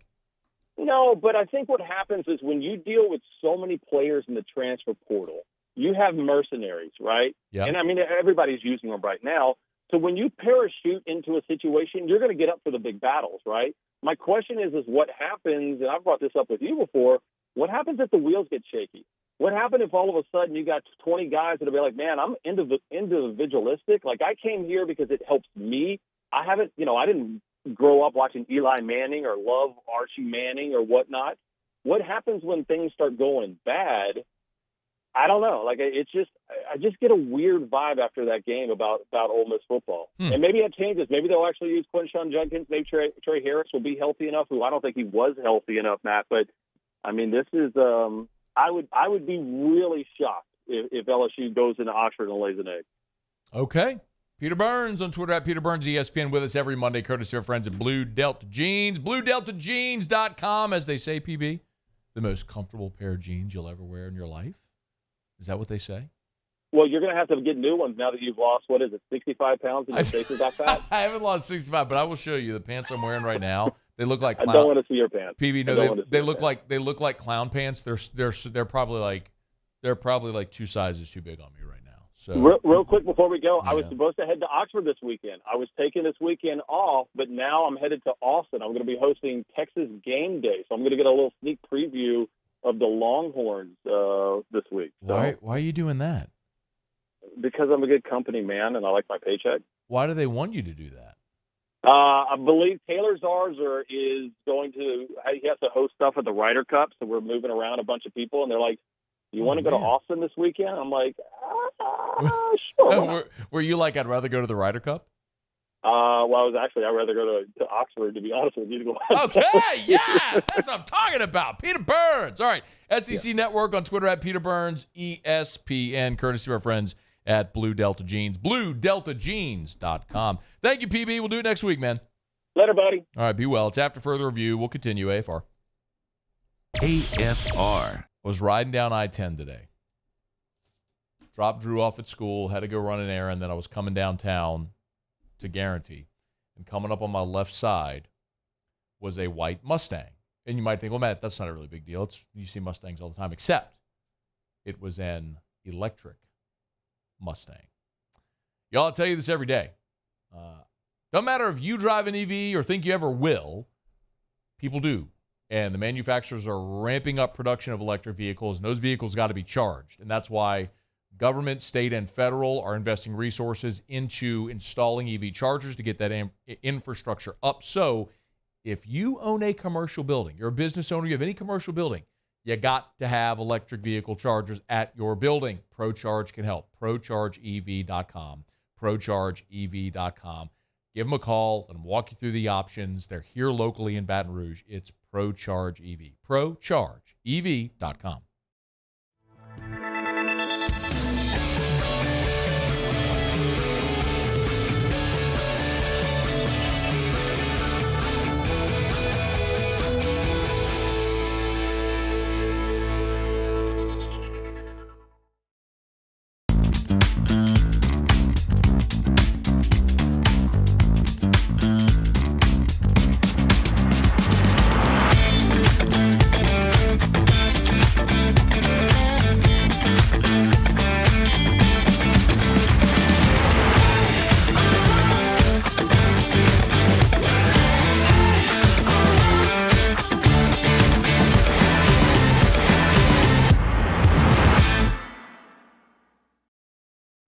Scoocha, fall in the air. Fall is right around the corner, which means fall fishing is, which means it's time for you to take your boat to the next level with front-to-back boat service in a bunch of different ways. You want a custom stair job, you can have a ton of fun out there on the water.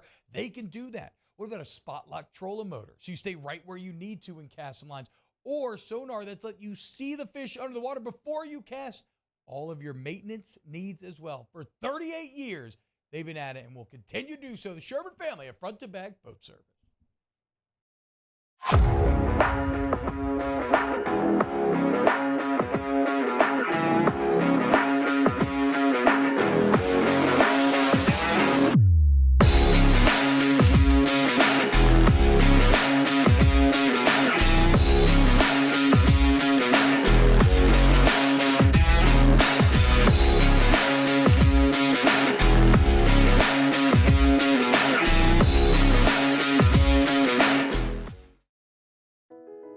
I've been doing business with Luba for 25 years.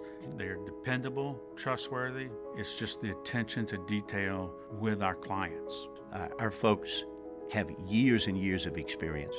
They're highly trained professionals, but many companies have that asset. What I'd like to think makes Luba a bit different is that we use those talents in a way that truly is dedicated to serving the needs of the folks who depend on us. Dylan Cruz here to tell you about Six Rings Baseball and Softball Camp. If you live on the North Shore and play ball, go to Six Rings Camps with former LSU assistant coach Dan Canaveri. His knowledge is second to none, and your child will improve and have fun doing it. Camps were held at Coquille Park and Six Rings Academy in Covington with 4 sessions over the summer. Full day and morning only sessions are available from ages 7 to 13. Go to sixringsbaseball.com or call 985-206-9096. Learn the game to love the game.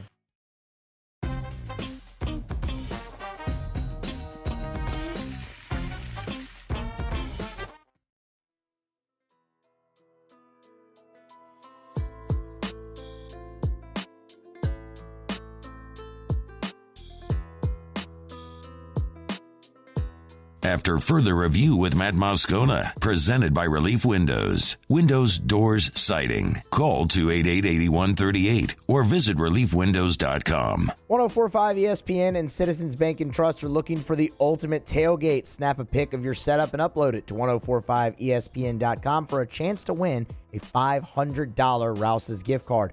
Our judges will select a winner on September 29th. It's the ultimate tailgate giveaway from Rouse's Market. Citizens Bank and Trust, 104.5 ESPN, Baton Rouge. Dennis Allen met with reporters on Monday, the day after his team gagged away a win at Green Bay. Saints led 17-0. You know the rest of the story. They allow an 18-point fourth quarter, and Blake Grupe shanks a 46-yard potential game-winning field goal. And the Saints, as historically they have done so often, snatch defeat from the jaws of victory. And part of the collateral damage of that loss was an injury to Derek Carr. Ian Rappaport on Good Morning Football, NFL Network, earlier Monday gave the latest update on Derek Carr. We did get some news on Derek Carr. Scary situation during the game, went down really hard, and then was taken to a hospital to get tests and examinations on his shoulder. I know there's some initial fear that it was a really serious injury. After a battery of tests, actually not as serious as feared. My understanding, an AC joint sprain. We'll see if he's able to come back. Would be a little surprised if he does play this week, but he did avoid major injury, which is a good news. Well, avoiding major injury is great news. The not great news is what has become all too familiar for New Orleans since Drew Brees' retirement, which is you just can't keep quarterbacks healthy and playing. Jeff Duncan tweeted it earlier today, which the way he tweeted it was very appropriate. He looked at Saints quarterbacks since 2006, and he went vertically year to year, starting with Brees. And what you see is Brees starting all the games. And in 2015, McCown started one game. It was against Carolina in 2015. Brees. 2019, of course, we saw Teddy Bridgewater fill in for an injured Drew Brees and went 5-0 in that stretch.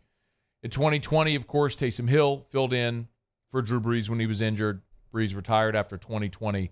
And since then, Winston, Simeon, Hill, Book, all in the 2021 season. 4 in 2021. Winston and Dalton a year ago, and now Carr and presumably Jameis Winston here in 2023. The Saints just have, when they were going through the Brees era, and as the Brees era was clearly slowing, when Drew didn't have the arm strength he once did, the offense had changed from being able to stretch the field vertical to mostly just short intermediate routes, really fortifying the offensive line, bringing in Alvin Kamara, who was so effective in the screen game, 81 receptions each of his first 3 years in the league. It was evident. I mean, they were playing to Drew Brees' strengths and abilities later in his career.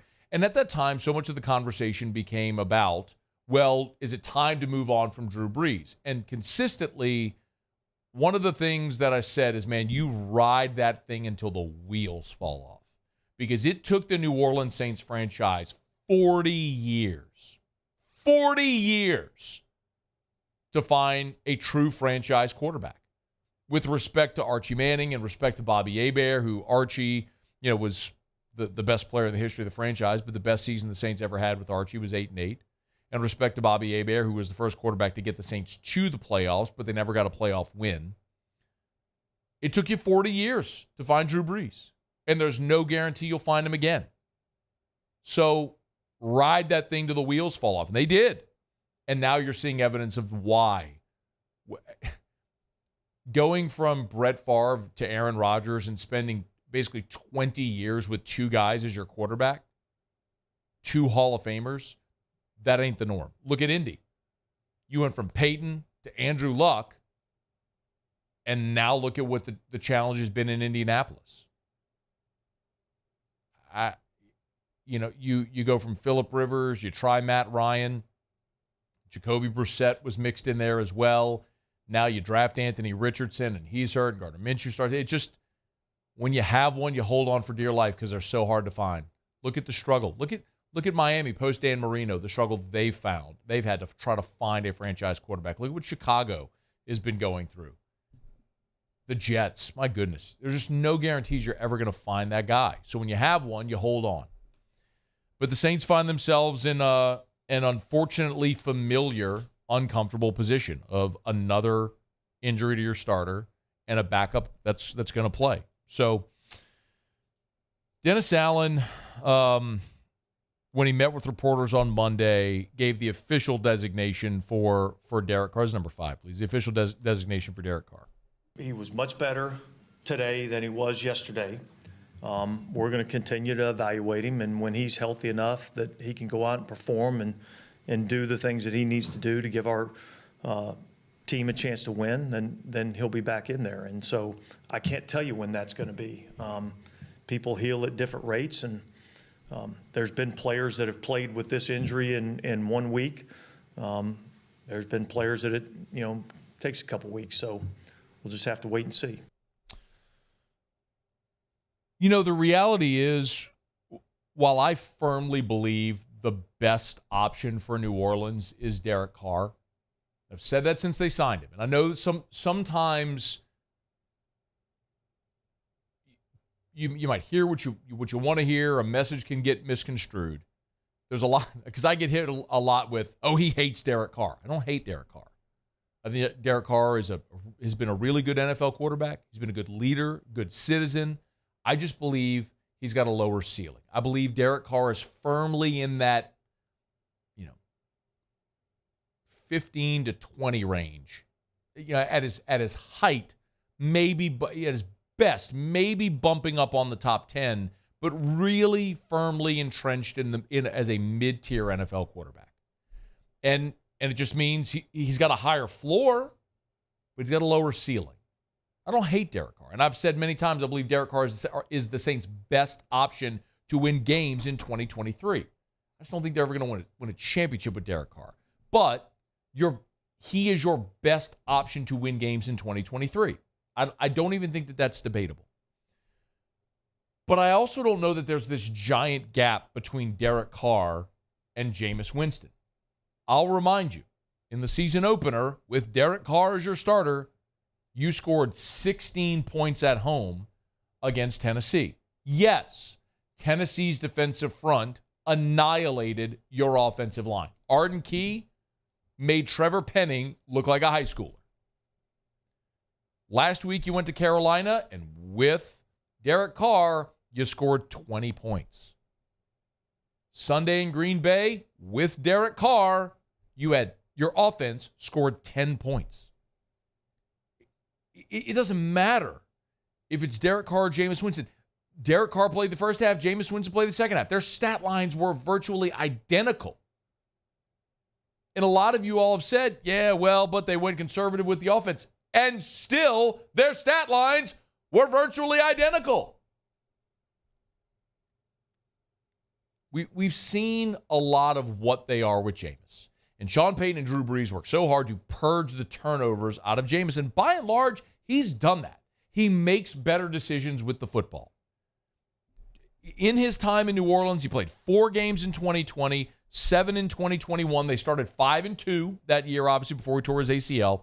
Played in 3 games last year, had a broken back and a messed up foot. Played 3 games, and then now he's played in 1 game this year. He's played in 15 games as a Saints quarterback, Jameis has. And I look back to 2021, in those 7 games where he was the starter, they were 5-2. He had 14 touchdowns and 3 picks. 14-3 was the ratio. He's a much better player than he was in the 30 interception season. And we've explored it ad nauseum and what happened there in Tampa in the 30 interception season. And the team was a disaster, and he had to do everything, and it didn't go well. And they decided to move on from him, and that's fine. And he got a great reset in New Orleans, but the reality is Jameis is what he is, and he's probably not that different from Derek Carr. If Derek Carr is a top of that middle tier quarterback, Jameis is probably a bottom of that middle tier quarterback in the NFL. Guys with a higher floor, but a lower ceiling. And it's not that different. So you're going into this game with Jameis as your starter. He gets to play against Tampa. Oddly, the team that he was injured again, his former team, as we all know, that drafted him number 1 overall, that passed on him, that also he was injured by Devin White with a torn ACL on that Halloween game back in 2021. So, there's a lot of interesting angles here. But it's probably a game that looks a lot like the formula did in 2021 when Jameis was the starter. And what it's looked like so far. You lean very heavily on a talented defense. You're going to be at home this week, whereas Tampa's going to be coming on the road on a short week with Baker Mayfield as their quarterback. And you should be favored in this game because you're not going to look that different with Jameis as you did with Derek Carr. You're getting Alvin Kamara back, which should help supplement this offense. And you should go and get a win this Sunday at home with Jameis as your starter. And what you want from him is what you want from any backup. Keep the wheels on, keep the train on the track. And I think he can do that. I think he's more than capable of doing that. But is Jameis going to go out there on Sunday and throw for 350 and 4 tuds and no picks and all of a sudden this light switch is going to go on and he's going to look like a Hall of Famer that he was drafted to be when he went number 1 overall? No. We have a large enough sample with Jameis through 87 career games to know what he is. He's a really talented guy, a lot of arm talent. I think he's humbled himself. He's been a great leader on this team, both as a starter and as a backup, taking ownership of his role. But he's also not going to be Patrick Mahomes. He's not going to be Josh Allen. He's not going to be Justin Herbert. He's not going to be any of those guys that we all think Jalen Hurts, who can be championship-level quarterbacks. So, while it's disappointing losing Derek Carr, I'm not sure much changes.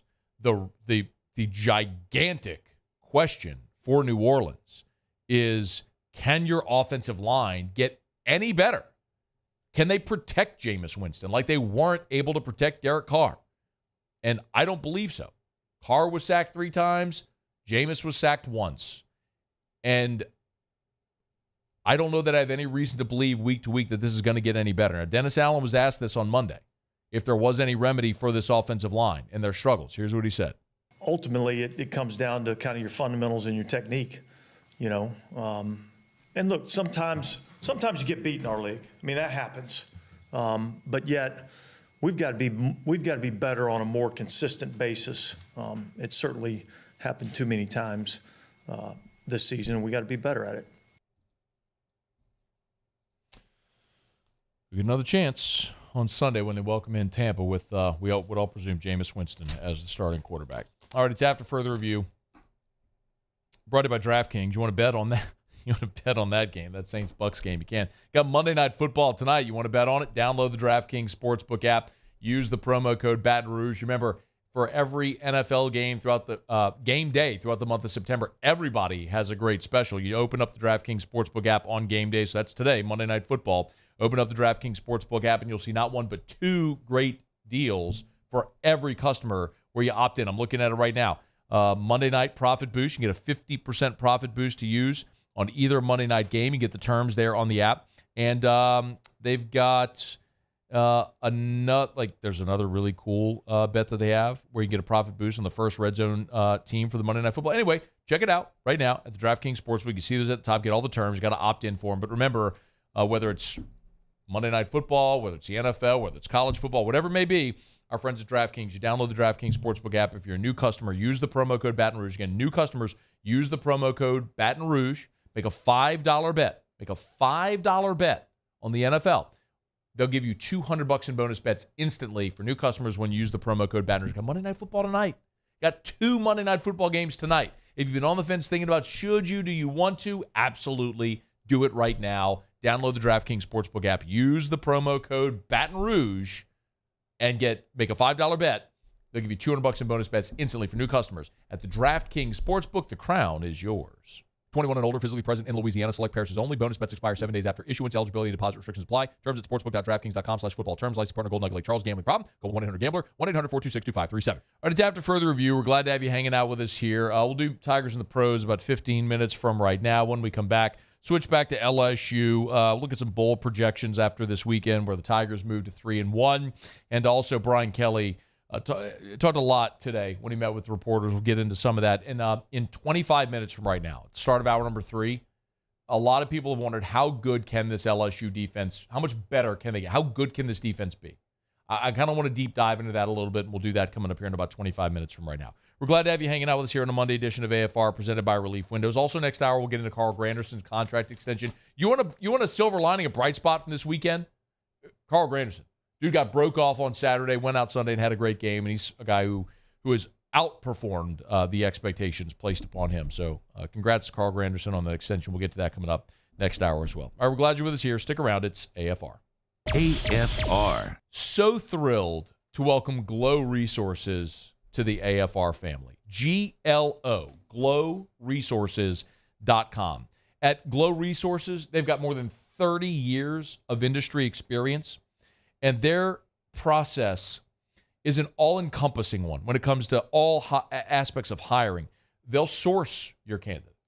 They will qualify candidates. They'll negotiate. They'll even close deals for you. So if you're a business owner, if you're a company, whether you're looking to hire white-collar or blue-collar employees for jobs, it doesn't matter. Glow can help. GLO, glowresources.com.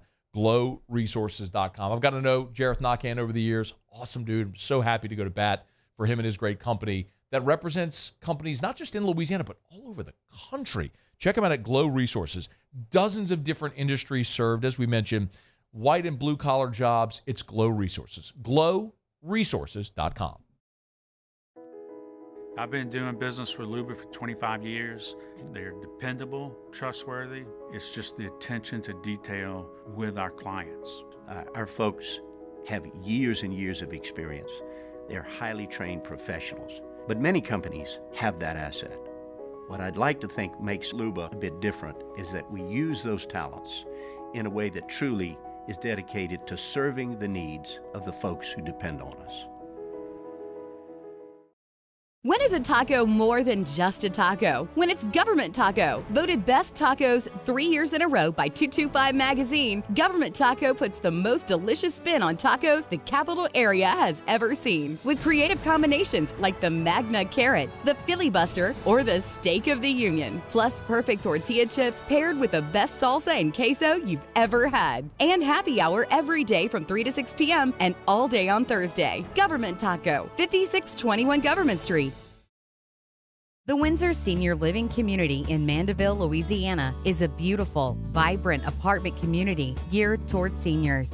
They are nestled right in the heart of Mandeville, where seniors live a more carefree lifestyle in spacious apartments with the peace of mind that comes from having a little extra help. Call the Windsor at 985-624-8040 to schedule a lunch and tour. Come see how the Windsor can be your passport to peace of mind. Gulf Coast Office Products is a nationally recognized Savin office equipment dealer based right here in Louisiana. Over 100 employees strong, Gulf Coast has the boots on the ground to support all vertical markets, from education, engineering, legal, and finance. With the latest in office technology, from desktop to production segment units, Gulf Coast and Savin have the perfect fit for you. Call 225-756-2644. That's 756-2644 for Gulf Coast Office Products. Scooncha, fall in the air. Fall is right around the corner, which means fall fishing is, which means it's time for you to take your boat to the next level with front-to-back boat service in a bunch of different ways. You want a custom stair job, you can have a ton of fun out there on the water, they can do that. What about a spot lock trolling motor? So you stay right where you need to in casting lines, or sonar that's let you see the fish under the water before you cast. All of your maintenance needs as well. For 38 years, they've been at it and will continue to do so. The Sherman family of front-to-back boat service. There it is, the extra mile, on the border of expected and extraordinary, for those willing to go further, like vans customized for work or play, with safety and tech to keep you connected, supported by a 5-star sales, service, and finance team, and backed by the 1-star you know. So go the extra mile. It's never.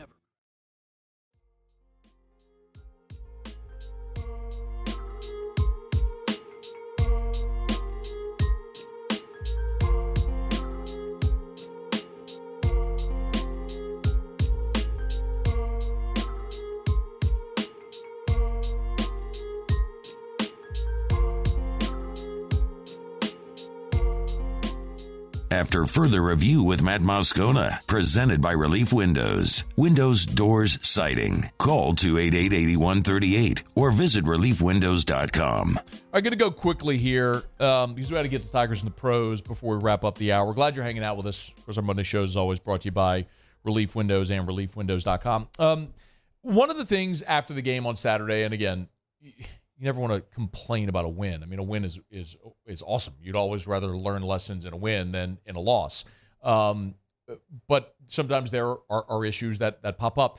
And I'll grant you, when I watch the game, I watch the first half at home, and then I leave at halftime to go to Don Juan because T-Bob and I start whiskey and wine as soon as the game ends. So I watch the second half at a noisy cigar bar where people are smoking cigars and drinking whiskey and being loud. And I'm charting, as you've all, if you watch, you've seen, I have a yellow legal pad and I chart the game. And I chart every play and I make my notes. And flatly, people were asking in the post game about what happened at the end with the timeouts when LSU was setting up the field goal. And flatly, I missed the first timeout LSU called.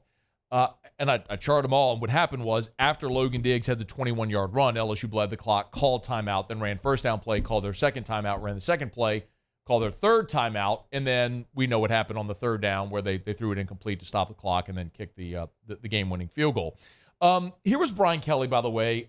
This is his postgame where he talked about the last drive of the game, that 5-minute drive that bled the clock all the way down and ultimately led to the game-winning field goal. They had no timeouts. I think we ate over 5 minutes off the clock. I had no intention of giving them the ball back. I don't know if you guys wanted to, but I didn't. And so it was really just a matter of when we call barrier, we're not looking to score. We're looking to score a touchdown in that instance. We wanted to take time off the clock, put ourselves in a good position. We have great faith in our Ramos, our field goal kicker. Put him in a good position, take as much time off the clock. We got it down to about 5 seconds, and it worked out pretty good. It did. The issue that I think popped up is you left yourself in a really precarious situation by not saving a timeout for third down. And what I mean is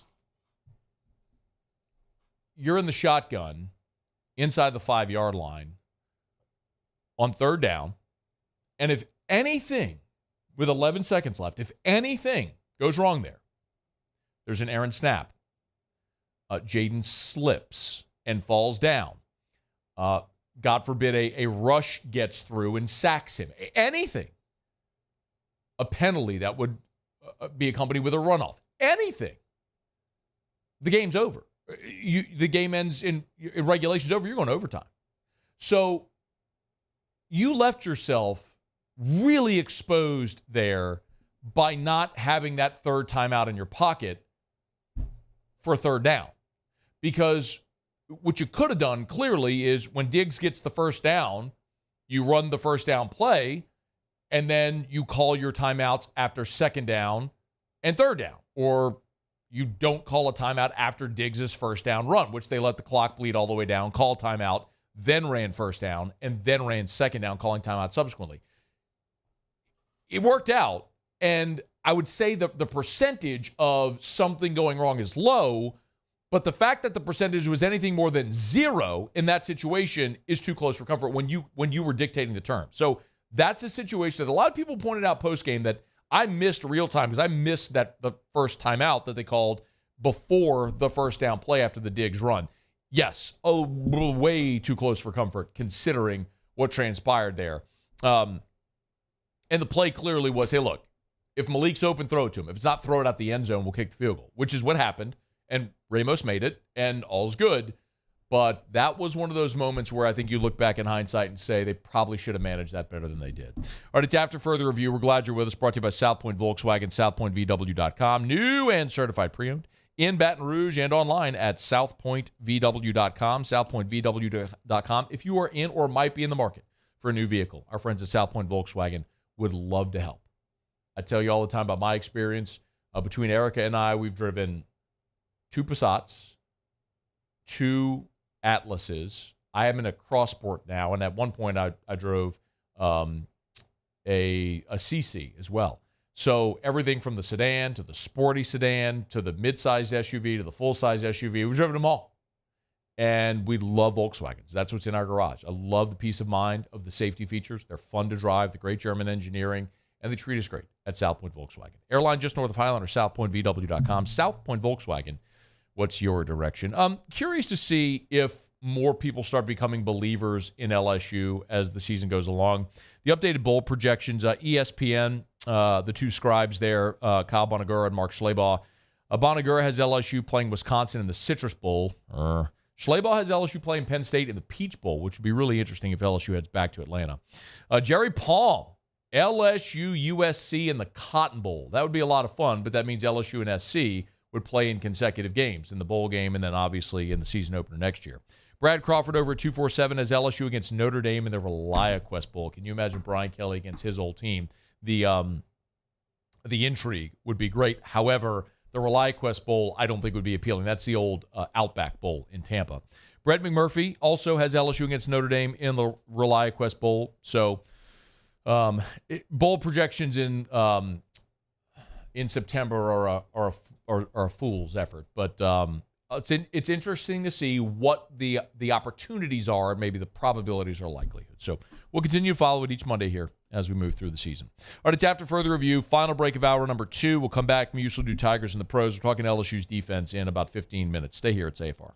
AFR. Love telling you about Rouse's, the official supermarket of the New Orleans Saints. Rouses.com, Rouses.com. Download the Rouses app. Remember, if and this happens to us every weekend because Erica always goes to Rouses every weekend and does our grocery shop, and she loves to get meat and stuff like that to cook for the week over at Rouse's. And we always look for those Rouse's branded products, but sometimes it's hard to get to the store if you don't have time for whatever. Weekends are busy. You got games, you got kids playing soccer and baseball and football, whatever it may be. So download the Rouse's app. They make this so easy. You got the curbside delivery and carry-out options. So the curbside pickup and delivery options. You go to the app, select your items. Your personal shopper will go pick out all your items, bring it out to your car for you when you pull up. If you spend $35, it's free. There's no charge for that service. And if you spend more than $100, use the code Saints20 and they'll knock $20 off your bill. Code Saints20. Again, download the Rouse's app, Rouses.com. Rouse's. This feels like home. Bayou Ford is taking $10,000 off MSRP on select new 23 Ford F-150 trucks. And all new Bayou Ford vehicles come with a 1 million mile warranty. The crew at Bayou Ford is going to do right by you.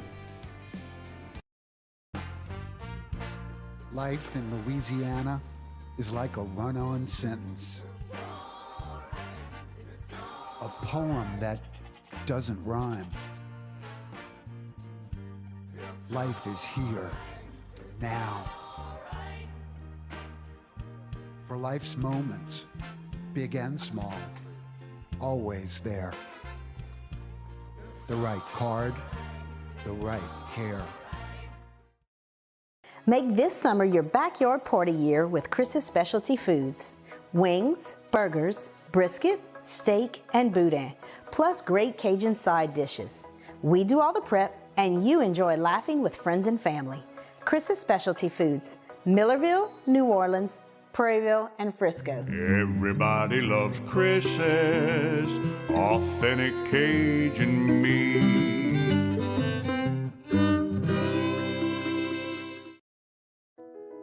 I've been doing business with Luba for 25 years. They're dependable, trustworthy. It's just the attention to detail with our clients. Our folks have years and years of experience. They're highly trained professionals. But many companies have that asset. What I'd like to think makes Luba a bit different is that we use those talents in a way that truly is dedicated to serving the needs of the folks who depend on us.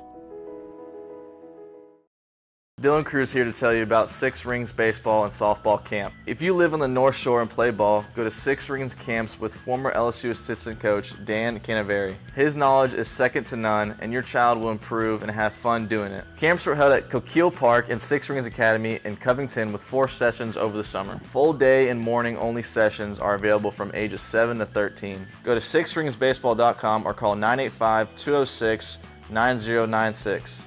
Learn the game to love the game. Gulf Coast Office Products is a nationally recognized Savin office equipment dealer based right here in Louisiana. Over 100 employees strong, Gulf Coast has the boots on the ground to support all vertical markets, from education, engineering, legal, and finance. With the latest in office technology, from desktop to production segment units, Gulf Coast and Savin have the perfect fit for you. Call 225-756-2644. That's 756-2644 for Gulf Coast Office Products. At Relief Windows, we're more than windows. We're windows, doors, hardy plank, and vinyl siding. But our number one product is always customer satisfaction.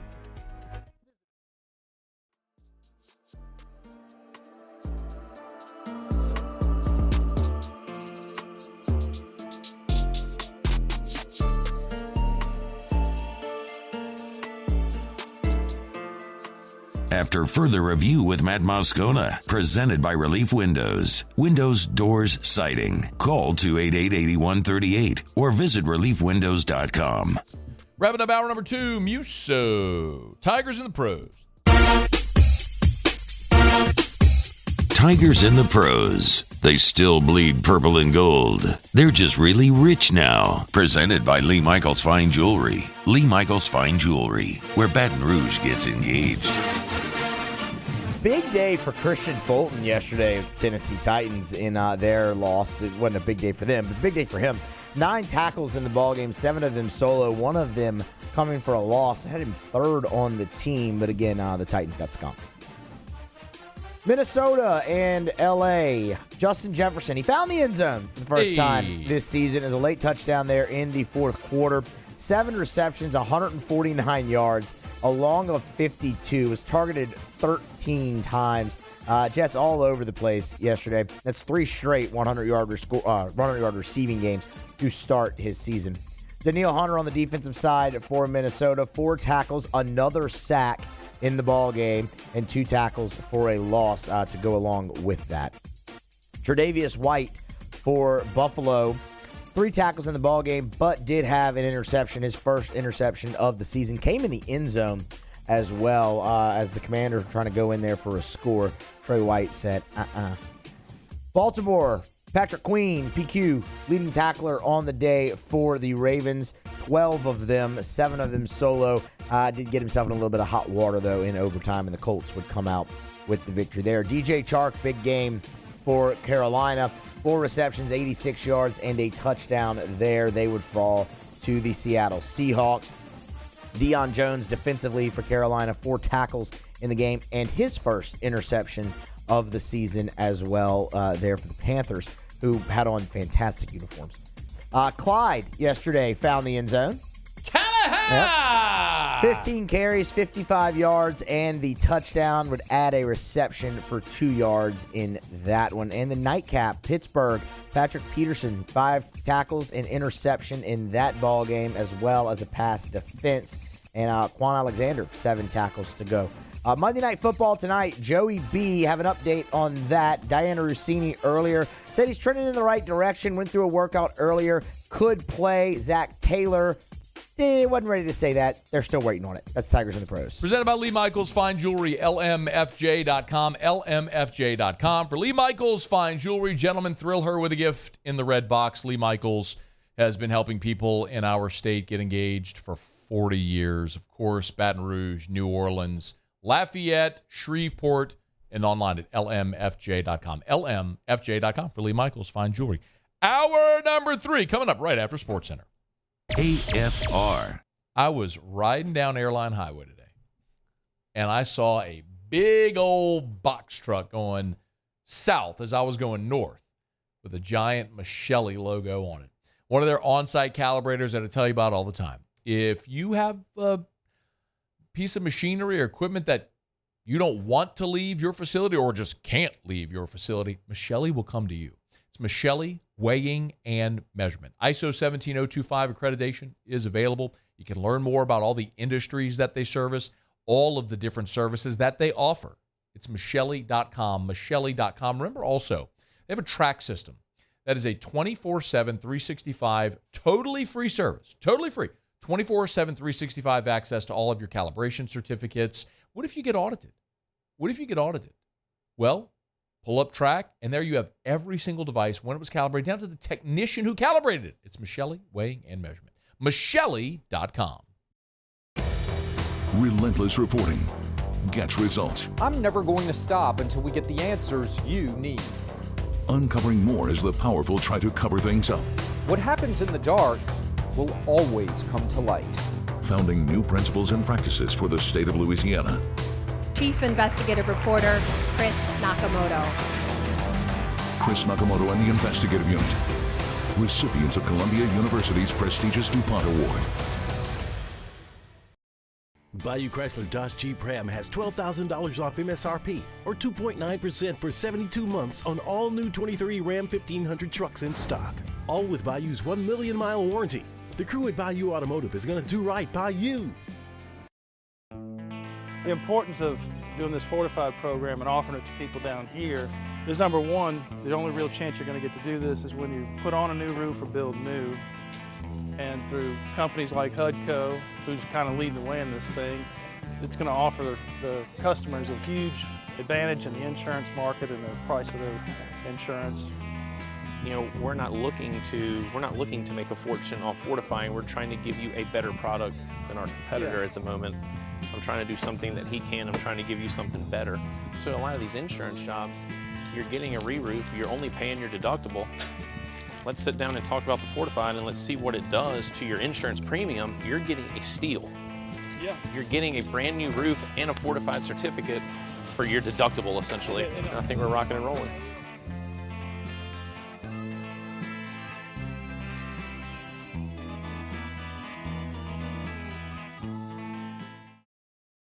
Scooncha, fall in the air. Fall is right around the corner, which means fall fishing is, which means it's time for you to take your boat to the next level with front-to-back boat service in a bunch of different ways. You want a custom stair job, you can have a ton of fun out there on the water, they can do that. What about a spot lock trolling motor? So you stay right where you need to in casting lines, or sonar that's let you see the fish under the water before you cast.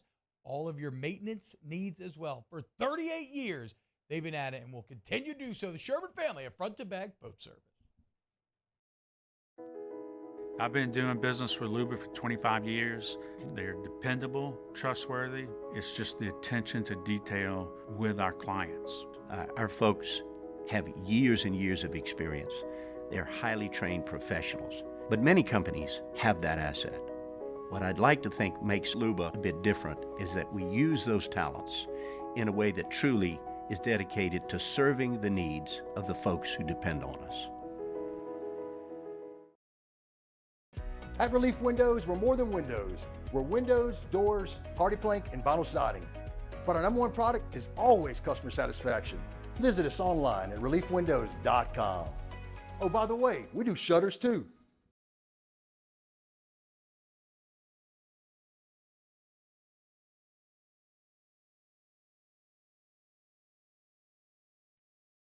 This is SportsCenter. I'm Christine Lisi. Bengals coach Zach Taylor asked by ESPN's Laura Rutledge about the status of quarterback Joe Burrow against the Rams on Monday Night Football. Answered they're not ready to reveal a decision yet or waiting a couple more hours before making that call. Burrow is dealing with a lingering calf injury. The game 8:15 Eastern, ESPN and ESPN2. Jets coach Robert Saleh sticking with quarterback Zach Wilson despite the offense's struggles since taking over for the injured Aaron Rodgers. Offensive coordinator Nathaniel Hackett needs to tweak Wilson and the stuck-in-neutral offense, says ESPN's Damian Woody. Guess what? You don't have Aaron Rodgers anymore. So Nathaniel Hackett, figure it the hell out. You got to put your head on something. Run, like if you got to run every damn play, run it every damn play. But we still got how many more games left? Like a gazillion games left. You need to figure this thing out. Raiders quarterback Jimmy Garoppolo is in concussion protocol. His availability Sunday against the Chargers is in question. An MRI showed Chargers receiver Mike Williams has a torn ACL. His season is over. Saints quarterback Derek Carr week to week with a sprained AC joint. ESPN Radio is presented by Progressive Insurance. Progressive makes bundling easy and affordable. Get a multi-policy discount by combining your motorcycle, RV, boat, ATV, and more. All your protection in one place. Bundle and save at Progressive.com. Matt Moscona. I'm very important. After further review. Say it one more time. After further review with Matt Moscona. And here we go. Live from the Mercedes-Benz of Baton Rouge Studios. Let's ride.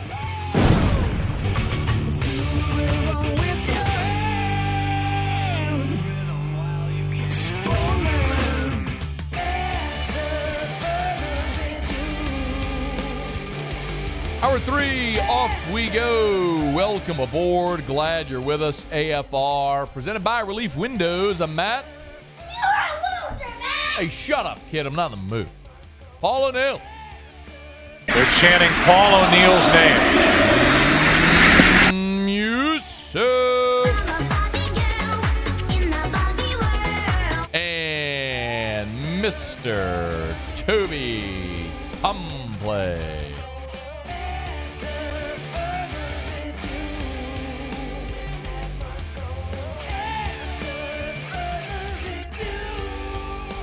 All right, we're here. Glad you are as well. Get out there and make it a good one. 5 o'clock quitting time. Glad you are driving home with us. We got a ton to get to, and glad that you're hanging out here in this 5 o'clock hour. Tigers win.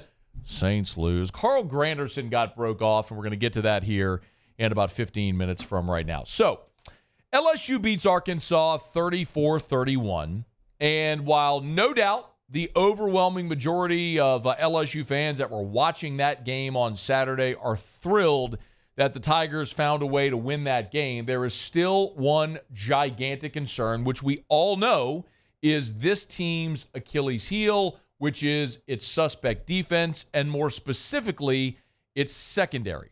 This LSU pass defense right now is objectively very bad.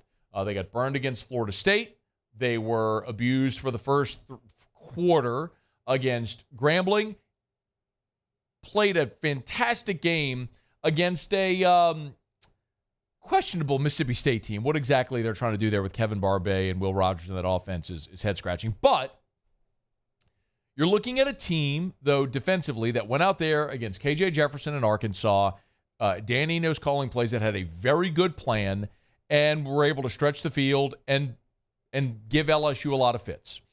Arkansas on the day, KJ Jefferson, 289 through the air with 3 touchdowns, 426 yards of total offense for Arkansas. Tigers couldn't get off the field. Arkansas was 8 of 13 on third down. They converted their only fourth down attempt, which, of course, was the fake field goal that they were able to get down to the 11-yard line. If there's something that I'll say for the LSU defense, it's that in the red zone on Saturday, they were opportunistic.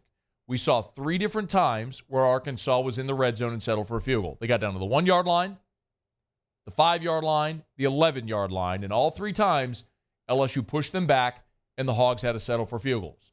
If those were 7s instead of 3s, Arkansas wins by double digits. But the defense made plays in those moments where they had to, and you hope that LSU can find a way to build on that. Well, post-game on Saturday, and literally every LSU fan I've talked to on every platform since then has kind of all said the same thing. It's been questioning Matt House, his defense, and how they can possibly get better. And my answer pretty consistently has been, I don't know that they can. And it's not a defeatist mentality. It's looking at a realistic situation. If you're sitting there thinking, well, try something different, they have. Week 1, we saw Harold Perkins playing off-ball linebacker. They very quickly learned from that mistake and moved him back to that nickel Sam role, his more natural role, and Harold Perkins is and has been since then filling up the stat sheet. Just this past Saturday, you could say or feel like he didn't have a big day, but Harold Perkins had 5 tackles, he had a sack, 1.5 TFLs, and 2 forced fumbles. The play right before half where he hit KJ Jefferson, he knocked the ball loose. KJ just fell on the ball. So Perkins has been certainly more effective in that role. Yes, there are going to be times where Perkins is in coverage because smart teams are going to scheme numbers to make him have to go cover. But there's also going to be plays where he's effective rushing the passer, and that's where he's better. They very quickly put Greg Penn back at inside linebacker. And with Omar Spates out, we've seen Whit Weeks emerge. Those are undeniably your 2 best players in the middle of your defense. Greg Penn had 12 tackles, a TFL, a sack, a pass breakup. As a matter of fact, the pass breakup in the third quarter that Greg Penn had, where it was actually in the fourth quarter, where he knocked down the ball at the line of scrimmage, they were running a pop pass to the tight end where the tight end just releases right over the middle. And from the TV cut, you could not see a safety in the screen. If Greg Penn doesn't knock that ball down and have that recognition, there's a chance that Arkansas scores a touchdown on that play. Now, they scored later in that drive anyway, but I digress. We have seen Deshaun Womack inserted at left defensive end in pass rush situations in the dime package. We've seen Ryan Yates go in at free in dime packages and bring Major Burns into the box. Major Burns led you with 12 tackles, tied with Greg Penn with 12 tackles. We have seen Braden Swinson at the jack linebacker spot, replacing Ovi Agofu. He's been more effective there. We've seen a defensive tackle rotation. Parrish Shand, the Arizona transfer, was playing left defensive end in camp. They're playing him at tackle in some of these speed packages. So my point is, we've seen Denver Harris inserted as a starting quarterback. They have tried. They have shifted personnel. They are trying different looks. Like, they are trying a lot of different things, which is why I asked Brian Kelly today in his press conference, in the way I phrased it intentionally the way I did to see which direction he would go. But I started by saying, a few weeks back, Brian Kelly told us they have to lean on more than just their 11. They have to get into some of their depth. And clearly they have. After the Florida State game, he's like, we got to play more guys defensively. And they have. But in spite of that, your defense has still struggled. So do you have anybody else on the bench that you could go to? Or is this it? Are you rolling with who you got? This is how he started the answer. Yeah, I think so. I don't think there's anybody else that we would bring into the game. We'd like to get, obviously everybody healthy, getting all of the guys out there physically. Spates obviously is one guy that we'd like to get back out on the field. I think there's some other tweaks that we can do defensively to see that we get guys in the right position and let them influence the game accordingly. So there's not another guy that, let's take a red shirt off of a particular player or another guy that's going to get in the rotation. You might see some players play a little bit more. So don't expect the cavalry to be on the way. There's nobody else on the bench they feel like right now that gives them a better chance to be successful defensively than who they got. So then the very obvious follow-up then is like, well, how much better can the guys that you have, how much better can they get? And that's where Brian Kelly, as he was going through that answer, you could tell his mind went to that, and here's what he said. We have to do the ordinary things extraordinarily well. And I know that's an overused cliche that we hear so many times, but we're having a tendency of trying to chase too many plays on defense. And what I mean by that, we're trying to make plays that are really not our place to make, and we just need to do our job. And I think once we settle down and just do the ordinary things extraordinarily well, this can be a really good defense because it's shown itself to have resiliency and toughness and the players necessary to do that. Okay. Do the ordinary things extraordinarily well.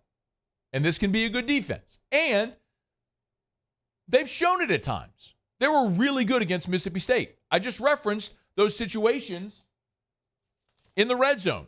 Arkansas's first red zone possession, their second possession of the game.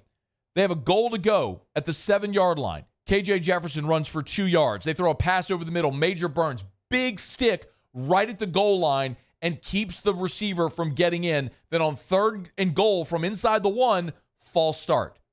3rd and 5, LSU forces the incompletion. Arkansas settles for a 23-yard field goal. Y'all, after the fake field goal, they got the ball at the 11-yard line.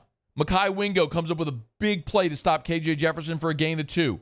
On 2nd down, Whit Weeks, he flushes KJ. Mekhi Wingo comes up with the sack. It's 3rd and 16 from the 17-yard line. Deshaun Womack comes up with the sack. You pushed them back. They have been opportunistic at time. I'm not sitting here I ain't painting, sunshine and roses here, y'all. I'm not telling you this defense is great. What I'm telling you is this defense, which has been much maligned, has had great moments. And you can see some of the potential, but you also see some of the head scratching. Brian Kelly referenced it. Look, and Jacques Doucet, by the way, asked Brian Kelly about that Major Burns play right there. The question was about the Major Burns tackle on that second possession at the 1-yard line. It saved a touchdown because Major Burns makes the tackle at the 1. The next play, they have the false start, then the incomplete, they force a field goal. If he's not a sure tackler, that's a touchdown. But when he was asked about that play, about Major Burns, the question was about Major Burns. Listen to where Brian Kelly took it again. And I think that's kind of, some of the things that we're talking about is that we're not perfect. We've got a long way to go. This group really cares, and they play hard. We just need to get our guys to do the ordinary things extraordinarily well. And if they do, and we stay away from some of these self-inflicted wounds, I like what we have going. So our meeting is going to be one where we're going to show them some of the things that they have done when 11 guys are doing their job. It's when we get outside and try to do some other things because we're getting those kinds of effort plays from our guys. Said it again. We've got to do the ordinary extraordinarily well. Now, easier said than done. Look, a great example of that was the 59-yard touchdown. You remember the scenario if you were watching the game. LSU gets that stop after the fake field goal, forces Arkansas into a field goal attempt, and maintains lead. So LSU's up 17-16. Tigers put together a touchdown drive. LSU's up 8. It's 24-16. You're going into the fourth quarter. They get back-to-back false starts. It's 1st and 20. Braden Swinson hits KJ Jefferson's arm. Looks like a fumble. For some unknown reason, they rule it an incomplete pass. Then they got a 3rd and 6, and Zy Alexander sees KJ rolling right and sprints toward KJ Jefferson, leaving his man, boom, over the top, 59-yard touchdown. Brian Kelly pointed out that as an example of things that they can do better. Number 10. This is not about one singular play. This is about staying focused all the time, doing your job. And he lost sight and in terms of what he should have been doing on that particular play. What's really important here is, more than anything else, our players can't be trying to make plays. He saw the quarterback as a run threat. That's not his job. His job was to be the deep half defender. Go do your job. There's somebody else assigned to him. And we just have to be consistent with that. And nobody has patience with that. But we do have some young players out there that sometimes we have to understand that the learning curve, there's a little bit of it going on right now. Zy Alexander isn't a young player, but he is a new player. And I'm not putting this all on Zy Alexander. That's just one example that Brian Kelly happened to talk about today. But isn't that sort of an illustration of what he's saying? It's 3rd and 6. You've pressured KJ Jefferson, moving him to the sideline. If Zy Alexander just stays with the tight end, KJ's going out of bounds. He's going to be knocked short of the first down. They're punting. Instead, it's a 59-yard touchdown, which ties the game at 24. They get the 2-point conversion. They tied at 24. You heard Brian Kelly say, do your job. Do the simple, do the ordinary things in an extraordinary way.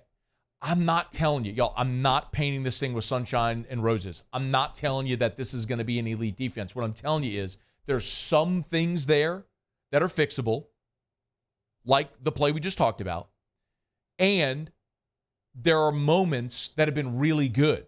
Just talked about the defensive line blowing up Arkansas after the fake field goal. As bad as it seems at times with this defense, and it seems bad, and it is bad at times, they're 68th in the country in pass defense at 228 yards a game. Doesn't it feel much worse? They're smack dab in the middle of the country in pass defense. It feels much worse. They're smack dab in the middle. Can you go from 68th to 58th? If you do that, you're right where the 2019 LSU team was, with Derek Stingley and Christian Fulton as your corners.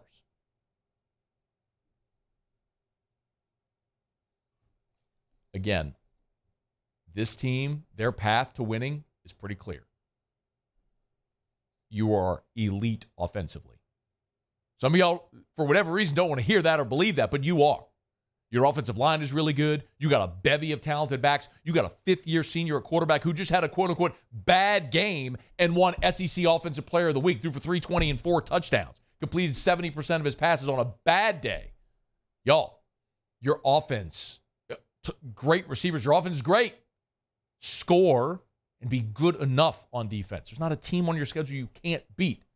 Can they continue to replicate that and do some of those simple things better? That's it. There is no other path. This isn't going to be a top 10 defense in the country. But can they be better than they are? Yes. And that's a challenge right now. Okay, it's after further review. Let me knock out a break. If you want to join us, you can always tweet us or X. Hit Hey, X. Twitter. Yeah. Oh, no, not Twitter. Hey, X World. It's at Matt Moscona. You can jump in the Bayou Ford YouTube chat on the Watch 1045 ESPN YouTube channel. You can text us, 225-396-4400, 396-4400, 396-4400. Okay, in 15 minutes, we'll get to our college football takeaways from the weekend. Otterlocks coming up. We'll give you picks on the 2 Monday Night Football games. When we come back, a little thumbnail on Monday night. We'll see if we can get an update on Joe Burrow. And also, I do want to talk about when we come back, the Carl Granderson contract extension. We'll get into all that. Glad you're here. It's AFR. AFR. Brought to you by the Watermark Hotel and the Renaissance Hotel, 2 amazing hotel properties in Baton Rouge. The Watermark in downtown Baton Rouge is Baton Rouge's premier hotel property. It is gorgeous if you've never been to the Watermark. Make time to go for a business lunch or cocktails after work in their lobby bar. If you're looking to host a meeting or event, the Watermark can certainly do that. It was Baton Rouge's original high-rise building, the old Louisiana National Bank building. They've preserved so much of that history and modernized it. It is awesome. And, of course, as we always tell you about, the Renaissance as well. The Renaissance is on Bluebonnet, which is a sprawling, gorgeous hotel property, a four-diamond hotel property right there on Bluebonnet in Baton Rouge. And Tallulah, the restaurant inside of the Renaissance Hotel that we always tell you about. The secret's out. If you're looking to have dinner at Tallulah on the weekends, you may want to call for a reservation. The Watermark and the Renaissance. Gulf Coast Bank and Trust is giving our customers the power to bank anywhere, anytime during this challenging event. And we're right there with you. Our mobile banking app is a smart way to manage your money and time. Gulf Coast Bank and Trust, the bank that cares about you. Hello, Samantha, dear, I hope you're feeling fine. And it won't be long until I'm with you all the time. But until then, I spend my money up right down on my last dime. Come home, in Baton Rouge.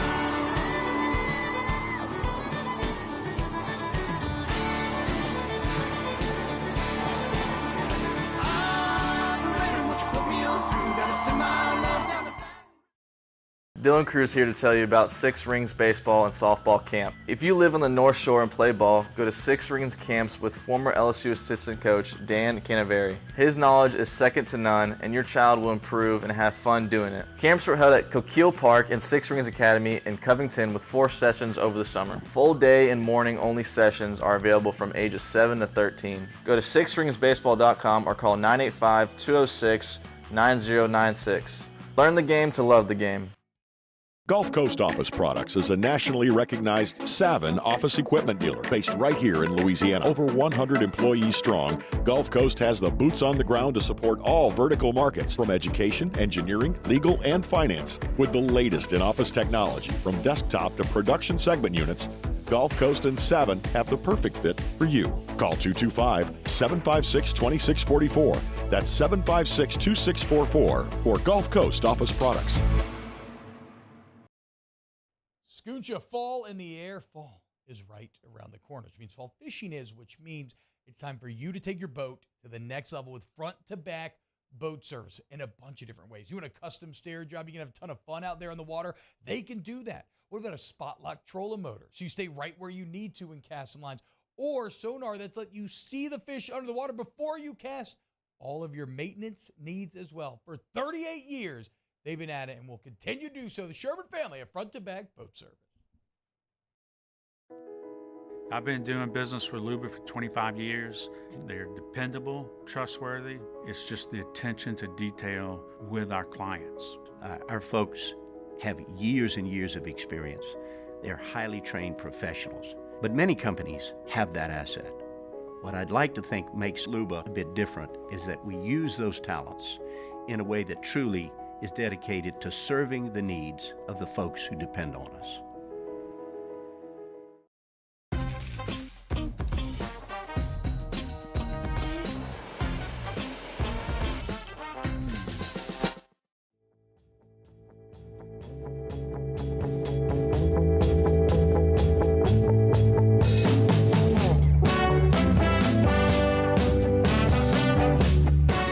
After further review with Matt Moscona, presented by Relief Windows. Windows, doors, siding. Call 288-8138 or visit reliefwindows.com.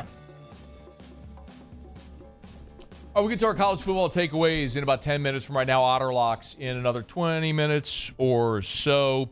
Thanks for being here aboard with us. Our Monday shows, as always, brought to you by Relief Windows and reliefwindows.com. Saturday, the Saints and Carl Granderson agreed to a contract extension. The deal is a pretty significant one. A $52 million, 4 years, $52 million, with $35.3 million in guarantees.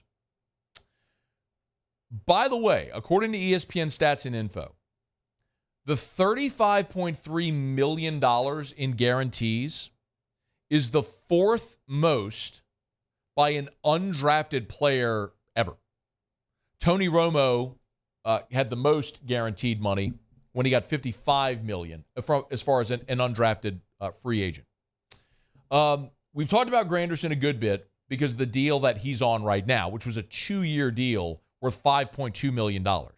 And he just had about $250,000 guaranteed. Like, the guarantees on his current deal are $240K. So Carl Granderson, if you don't remember the backstory, was a really electric edge rusher coming out of Wyoming. But he had some off-the-field issues. He was actually serving jail time in the summer of 2019. He had been arrested for inappropriately touching women while they slept while he was in college, and originally agreed to a plea deal that was he would avoid jail time, and then ultimately that got thrown out by different. We don't need to go into all the specifics, but just for the record, there was off-the-field issues, but he's been a model citizen. So I don't know what happened then, what the accusations were. I'm not trying to dig all that up. It was part of his past. So he got here as an undrafted free agent. He would have been drafted, but for the off-the-field stuff. That I remember we went through that repeatedly with Mike Detillier when Mike was coming on with us every week about Granderson, who he had graded as a football player very high, would have been a drafted player, but had the off-the-field issues. So Granderson goes undrafted. When he gets out of jail, he joins the New Orleans Saints, and he's been with the Saints since 2019. And he's flashed. One of the things he's done certainly is he has gotten much bigger. Granderson is that he's listed at 6'5", 261. He certainly looks much bigger than 261, but he's become that big defensive end, and he has been effective since 2019. Again, now this is his fifth season in the league. Carl Granderson has played in 57 games. He's got 17 sacks in his 57 games played. Let me compare that to someone like Marcus Davenport, who, of course, was a first-rounder that the Saints moved up to get. Remember, 57 games played, 17 sacks for Granderson. For Davenport, 64 games played, 21.5 sacks. So he's got about 4 more sacks in 8 more games played, or 7 more games played. But, of course, has been a starter. He's started 33 times, whereas Granderson has been a rotational guy. Granderson's only started 10 times in his career. 10 starts in his career. 3 in 2021, 4 last year, and now the 3 games this year. So Granderson, as a rotational player, has been more productive than Marcus Davenport was as a starter, who was a former first-round pick and obviously was very often injured. What do we always say? The best availability, or the best ability is availability? Well, Carl Granderson's been available. Played just 8 games as a rookie, but has not battled injury. 15 games in the COVID year, 15 games in 21, 16 games a year ago, and now he started all 3 games so far this year. So he's been available, but has never been a full-time starter. And Carl Granderson has been productive. So far, 3 games this year, 2.5 sacks, and 2 tackles for loss. Last year, in 4 starts, 16 games played, 5.5 sacks, and 9 TFLs. This year, so far, through 3 weeks, this is according to Pro Football Focus, Granderson and Cam Jordan each have 11 quarterback pressures. That's the most pressures by a duo in the NFL up until this point in the season. So these 2 guys right now have been a really good 1-2 punch, and Granderson, clearly, the Saints see him as the guy to replace Trey Hendrickson. You had Cam Jordan. Hendrickson, of course, was a 3rd-round pick out of FAU. He had the blow-up year, and then as a free agent, ended up signing the big contract with Cincinnati because, as we say all the time, you can't pay everyone. You have to decide who you pay, and the Saints couldn't afford to keep Trey Hendrickson, so they lost him in free agency. The biggest question right now about Granderson in this deal is, why now? Why, after or going into week 3 of his first season as a starter, are you paying him this contract? That's the really, I want to choose my words carefully because I don't want to say concerning, but curious is fair. Because Carl Granderson, and again, I'm not opposed to paying a player, especially a productive player. You just paid Cesar Ruiz $42 million. Carl Granderson, to this point, has been a more productive player, but Cesar Ruiz, at least, has been available for you throughout his career and has been a starting player for you. He's not been great, but he has been available and he has been a starter for you.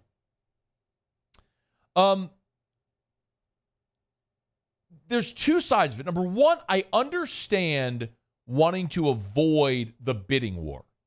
You're trying to avoid the free agent bidding war that could come if Granderson, let's say Granderson goes and on this trajectory ends up with he's got 2.5 sacks through 3 games. Let's say he ends up on this trajectory with, I'll even say conservatively, 12 sacks. I mean, he's pacing for 15 sacks, thereabouts. Let's say he has 12. Goes into free agency. Can the Saints afford to pay him? Maybe not. So I understand the Saints not wanting to have a repeat of the Hendrickson situation where there's a guy that you want to keep, but you get outbid for him. And if Granderson has a great season, continues on this trajectory, and his value goes up, someone may end up paying more than you pay today. So in that respect, I do understand it. The question, the curious part of this is you are paying someone top 10 defensive end money in the NFL on a very small sample size. As we mentioned, Carl Granderson has started 10 games in his NFL career. 10. Now, you have him in the building every day. He spent his entire career in New Orleans. He's been a model citizen, and he won that defensive end job this year. But if you look at the defensive end salaries, the contracts in the NFL right now for defensive ends, the total value of the contracts. Nick Bosa's deal in San Francisco set the market. Myles Garrett, Von Miller, Max Crosby, Eric Armstead, that's your top 5. Robert Quinn is 6. Emmanuel Ogbah with the Dolphins, 7. Leonard Williams with the Giants, 8. John Franklin Myers with the Jets, 9. And then Carl Granderson. Carl Granderson's $52 million contract makes him the 10th highest paid defensive end in the NFL. He's paid as a top 10 defensive end in the NFL. Ahead of Chandler Jones. I mean, he's ahead of some of the best pass rushers in the league. Cameron Jordan's deal is the 23rd richest deal for a defensive end in the NFL right now. Congrats to Carl Granderson. He's worked hard, came in as an undrafted free agent, has been a productive player, has been an available player, and may this year prove to be a dominant player. But the Saints took a really big risk here, paying Carl Granderson top 10 money, top 10 NFL defensive end money for a guy that started 10 games in his career. We'll see if it pays off. So far this year, so good. But that jury's still out. All right, it's after further review. We're glad you're hanging out with us here. We're brought to you by the Williamson Eye Center. 924-2020, 924-2020. If you want to see 2020, call 924-2020 for the Williamson Eye Center. Of course, I love telling you about the Williamson Eye Center because they changed my life. If you want to see without contacts or glasses, which every person has the right to, Dr. Blake Williamson makes that a reality for people every single day. 924-2020, 924-2020. Or WilliamsonEye.com. Just go for that consultation. Whatever your hesitation may be, Dr. Blake Williamson, just my one recommendation is just go for that consultation. 924-2020, 924-2020, or WilliamsonEye.com. And our friends at the Williamson Eye Center are the title sponsor of Federalis Fest. Cool music festival happening at Live Oak at Cedar Lodge in Baton Rouge coming up on October the 7th, so not this Saturday, but next. You can learn more on their Facebook page if you want to check it out there for Federalis Fest. All right, it's after further review. We're glad you're hanging out with us here on it's been a really good Monday show. If you're watching live on YouTube, thank you for being there. Please smash that like button. Thanks to our TV audience on WBTR in Baton Rouge as well. We appreciate y'all, whether you're listening or watching. Of course, our great affiliates on 100.3 New Orleans, 94.7 Alexandria, ESPN 103.7 Lafayette, 104.1 Lake Charles. Glad to have you here, however you may be watching, listening, consuming. Just thanks for being here with us during football season, where the Tigers are off and running. Saints had a disappointing Sunday. We'll see if they can get back on track with the Bucs coming in on a week from yesterday. Bucs play tonight. One thing worth keeping an eye on tonight, obviously, the Bucs have a tough task with the Eagles. They're at home, but they get to host the Eagles tonight and on Monday Night Football. And the Bucs, Saints, and Falcons were all 2-0. Of course, the Falcons lost, the Saints lost. If Philly takes care of business tonight against Tampa, then the Saints, bare minimum, keep pace with the rest of the division, with Tampa coming in next week and a chance to go 2-0 in divisional play. So as disappointing as yesterday was, as nauseating, as infuriating as Sunday was, if Philly can take care of Tampa tonight down in the new sombrero, and the Saints can manage to pull off a win at home next week against Tampa, you're right back in the driver's seat. All right, it's after further review. Quick break. We'll do our college football takeaways when we come back, and Jimmy Ott will give us some auto locks in 15 minutes. It's AFR. AFR. Hey, if you're looking for a place to watch Monday Night Football tonight, get by Pluckers. You got the Monday Night doubleheader. Some people don't like the Monday Night doubleheader, and I kind of understand it. There's the novelty of Monday Night Football and being the only game, but I like having a couple of games to choose from. And you got two of them tonight. 6:15, Philly and Tampa. 7:15, the Rams and the Bengals. Is Joey B going to go? We'll find out. But if you want to watch them both and not have to worry about having one on your TV and one on your phone, or one on your TV and one on your tablet, and you also want to have award-winning jumbo chicken wings, ice cold draft beer, full-service bar, and spectacular high-definition TVs everywhere, sound piped in, it's Pluckers. Nicholson just south of campus, Bluebonnet right in front of the Mall of Louisiana. And tonight and every Monday is all-you-can-eat wings. So make your home for Monday Night Football Pluckers all throughout the year. It's all-you-can-eat wings. They'll have the game on with the sound piped in. It's Pluckers. Nicholson, just south of campus. Bluebonnet right in front of the Mall of Louisiana. Dine in, carry out, or delivery. Pluckers if you don't like our wings. We'll give you the bird.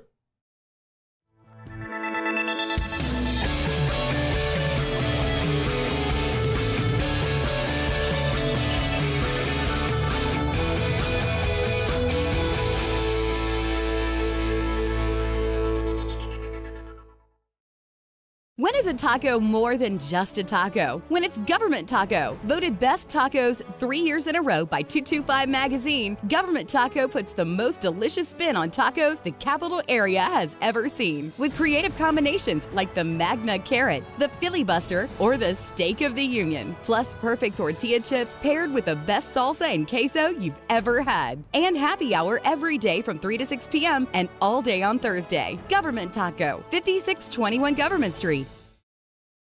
Scooncha, fall in the air. Fall is right around the corner, which means fall fishing is, which means it's time for you to take your boat to the next level with front-to-back boat service in a bunch of different ways. You want a custom stair job, you can have a ton of fun out there on the water, they can do that. What about a spot lock trolling motor? So you stay right where you need to in casting lines, or sonar that's let you see the fish under the water before you cast. All of your maintenance needs as well. For 38 years, they've been at it and will continue to do so. The Sherman family of front-to-back boat service. It was a humid day, barefoot children play, looking for that summer shade. Time just slips away. Oh, Louisiana, some kind of hold on me, like cypress stumps. Your roots are planted deep inside of me.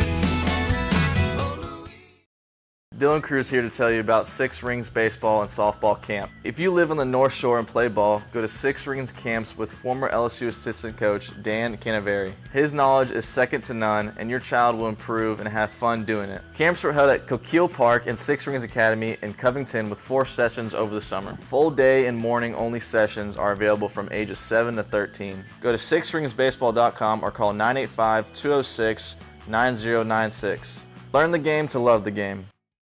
Gulf Coast Office Products is a nationally recognized Savin office equipment dealer based right here in Louisiana. Over 100 employees strong, Gulf Coast has the boots on the ground to support all vertical markets, from education, engineering, legal, and finance. With the latest in office technology, from desktop to production segment units, Gulf Coast and Savin have the perfect fit for you. Call 225-756-2644. That's 756-2644 for Gulf Coast Office Products.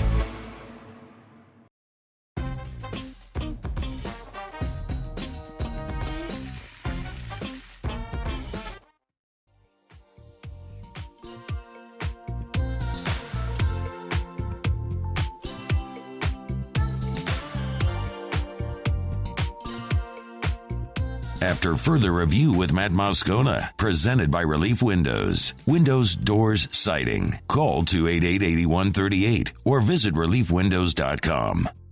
All right, we get to Otter Locks in about 10 minutes. 2 Monday Night Football games. A little breaking news, by the way. Joe Burrow, this according to SI, Joe Burrow is expected to be in the lineup tonight for the Cincinnati Bengals. He had been listed officially as questionable. They are expecting Joey B to give it a go as the Bengals host the Rams. Please, God, protect him from Aaron Donald. Father, Son, Holy Spirit, dear sweet baby Jesus, protect Joey B at all costs. All right, it's after further review. Let's do our college football takeaways. Hit it, Muse. Another week in the books. What did we learn about the landscape of college Cut that one off a little quick there, my bad.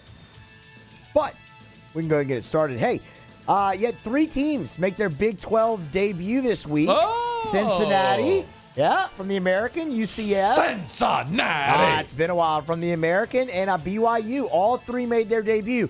It went horribly for all 3. Wow. All 3 of them lost their game by double digits. Only UCF cracked 400 yards of total offense, and all 3 of them turned the ball over multiple times. Power 5 football, it's not for everybody. Paulie. Houston makes their Big 12 debut this week. We'll report back on that. Paulie. I got another Heisman dark horse for you. It's Washington State quarterback Cam Ward. Okay. They defeated Oregon State on Saturday. Ward threw for over 400 yards. He had an 82% completion percentage. He was a 0-star recruit in high school, and he's one of 3 FBS players, along with Sam Hartman of Notre Dame, Caleb Williams of USC, to throw at least 13 touchdown passes with no interceptions. No picks. No picks. How about that? Good stat. So his production is right up there with Michael Penix and Caleb Williams. It's that 2 Heisman front runners right now. He'll have his chances. Florida State's close call. If you're watching, Clemson should have won the ball game. Clemson outgained Florida State 429 to 311. Clemson held Florida State to 22 rushing yards. Let me say that again. Clemson held Florida State to 22 rushing yards. But a defensive scoop and score, a missed 30-yard field goal was Clemson's undoing. They've lost 2 games now, and they had chances to win both of them, but instead they're sitting there at 2-2. And I'm mostly just bummed because I picked Clemson and I pick them. I had a bet on Clemson. So on a personal level, I'm just really disappointed. Yeah, that sucked. I had Clemson too. Right side loser there. Texas A&M needs to start Max Johnson. Texas A&M needs to start Max Johnson. It looked totally different. Maybe it was just a spark going in, but I'll remind you, last year, Max Johnson was A&M's best quarterback until he got hurt. Then they went to Connor Wegman, and it started to come together for them a little bit there. It hasn't been great with Wegman in there. He's injured. Jimbo kind of mum on it, said this ankle sprain is not a high ankle sprain, but there's no timetable for him. If he is able to play, if he's not, I think they should go with Max Johnson just because of the spark it provided when you've been looking for offense in College Station like they have. I don't know why people are surprised. Max Johnson was a starter here. He was a good player. He was a really good player. Yeah, he is. Paulie. Washington continues to dominate. They blew out Cal 59-32 over the weekend, and they were up 14-0 before Michael Penix even took the field. They scored a pick-6 and a punt return for a touchdown. Penix did throw for 300 yards, and if everything holds up, they should be headed for a top 10 matchup against Oregon in 2 weeks. We are talking a lot about how great the Pac-12 is. Not many people talking about the ACC. Have you noticed there are 6 undefeated teams in the ACC? That ties the SEC in 2012 for the most 4-0 football teams in the poll era. That dates back to 1936. Let me say that again. 2012, LSU. That was LSU Bama coming off of their national championship game. As you all know, that was Georgia with Aaron Murray. That was Johnny Football at Texas A&M. Like 2012 SEC, and this year in the ACC, the most 4-0 teams since 1936. Florida State, North Carolina, Duke, Syracuse, Louisville, and Miami. Don't sleep on them, y'all. The ACC and the Pac-12 ruling college football. What world is this? What year is it? I don't know. Duke, Durham, hosting game day for the first time ever this weekend when they welcome in Notre Dame. Get crazy! And speaking of Notre Dame, they're the same team they always are. Touched on it a little bit earlier, but worth repeating because it was just a main takeaway. It felt a little different with that. It felt like Notre Dame was the better team going into that game against Ohio State, and they just clearly could never get going. It missed the field goal early, turned it over on downs twice. The 10 men on the field at the end of the game was...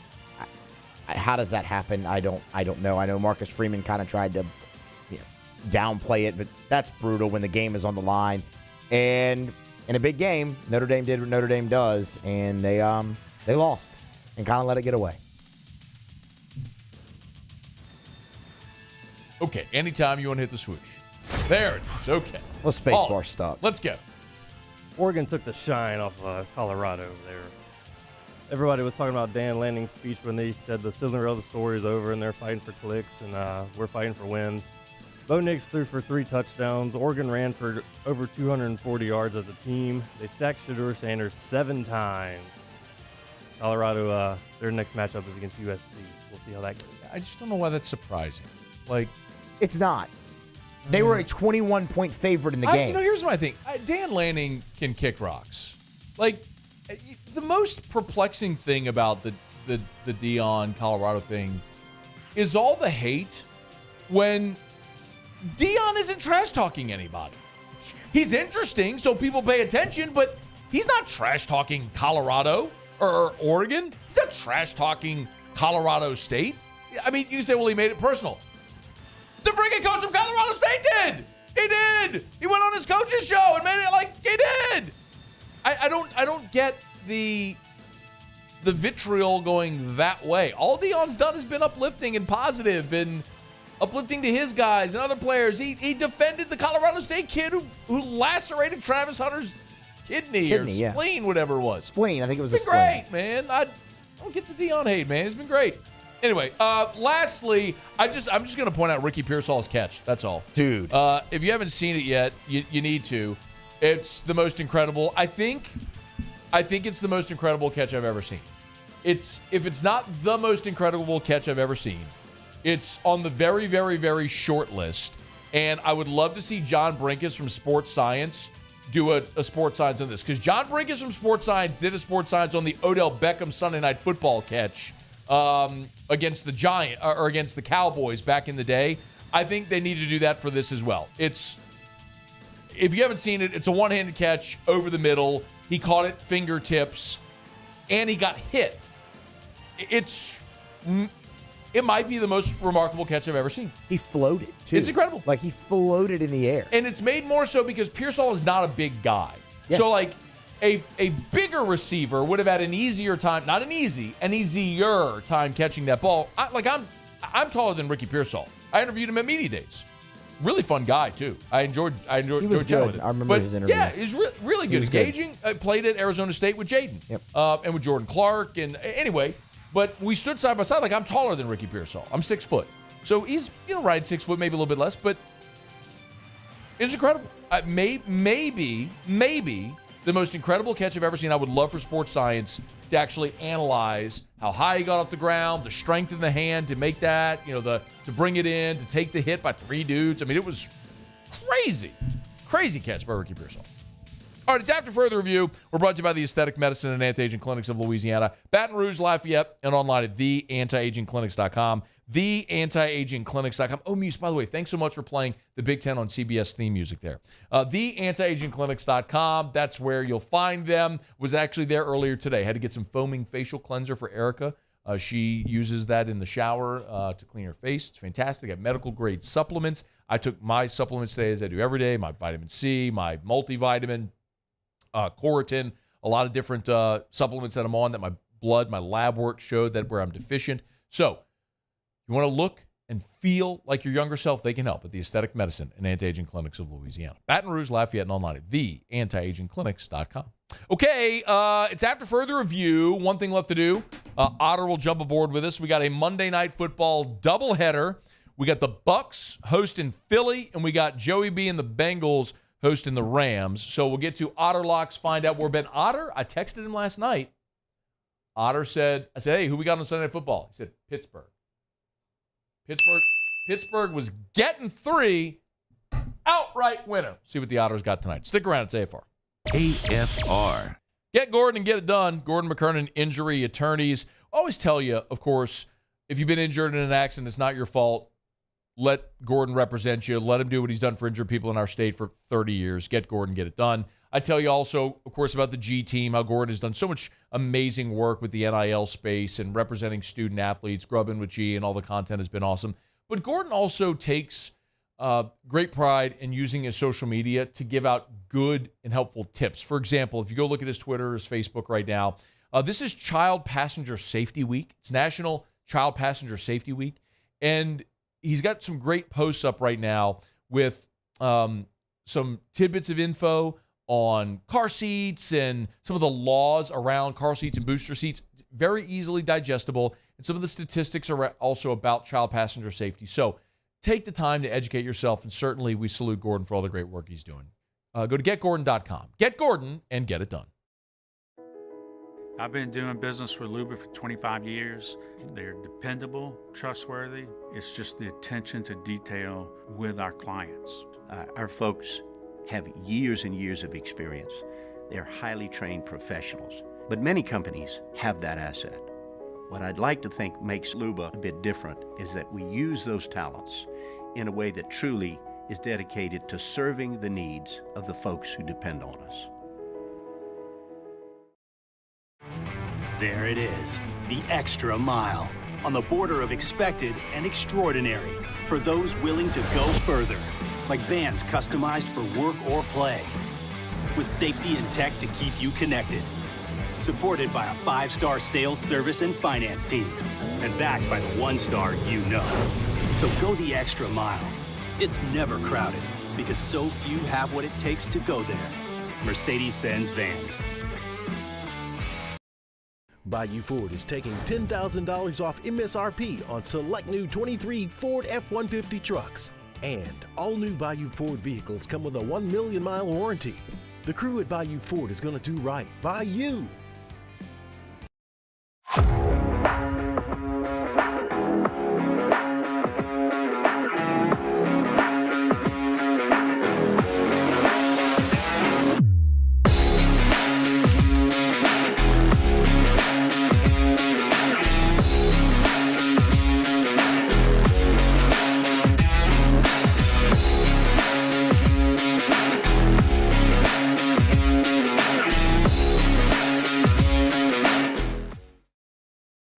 Scooncha, fall in the air. Fall is right around the corner, which means fall fishing is, which means it's time for you to take your boat to the next level with front-to-back boat service in a bunch of different ways. You want a custom stair job, you can have a ton of fun out there in the water, they can do that. What about a spot lock trolling motor? So you stay right where you need to in casting lines, or sonar that's let you see the fish under the water before you cast.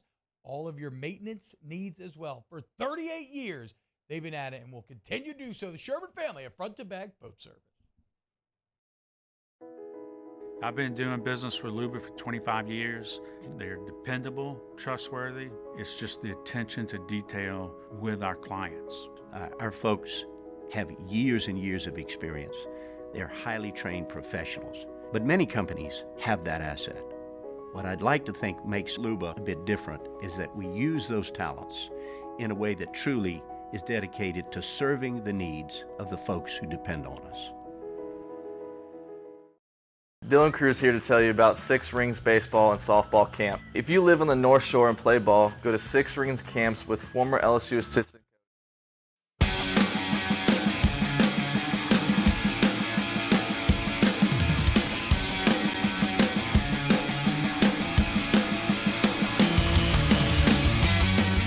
After further review with Matt Moscona, presented by Relief Windows. Windows, doors, siding. Call 288-8138 or visit reliefwindows.com. All right, down the stretch, we come final segment here on a Monday edition of AFR. One thing left to do, find out what we're betting on tonight. Time for Otter Locks. Otter Locks, presented by Lofton Staffing Services. At Lofton, we put people to work. Call us today at 924-0200 or go to lofton.jobs. So we turn to the one and only, the incomparable of an incomprehensible, the Ott Father himself, Jimmy Ott. Otter, how are you?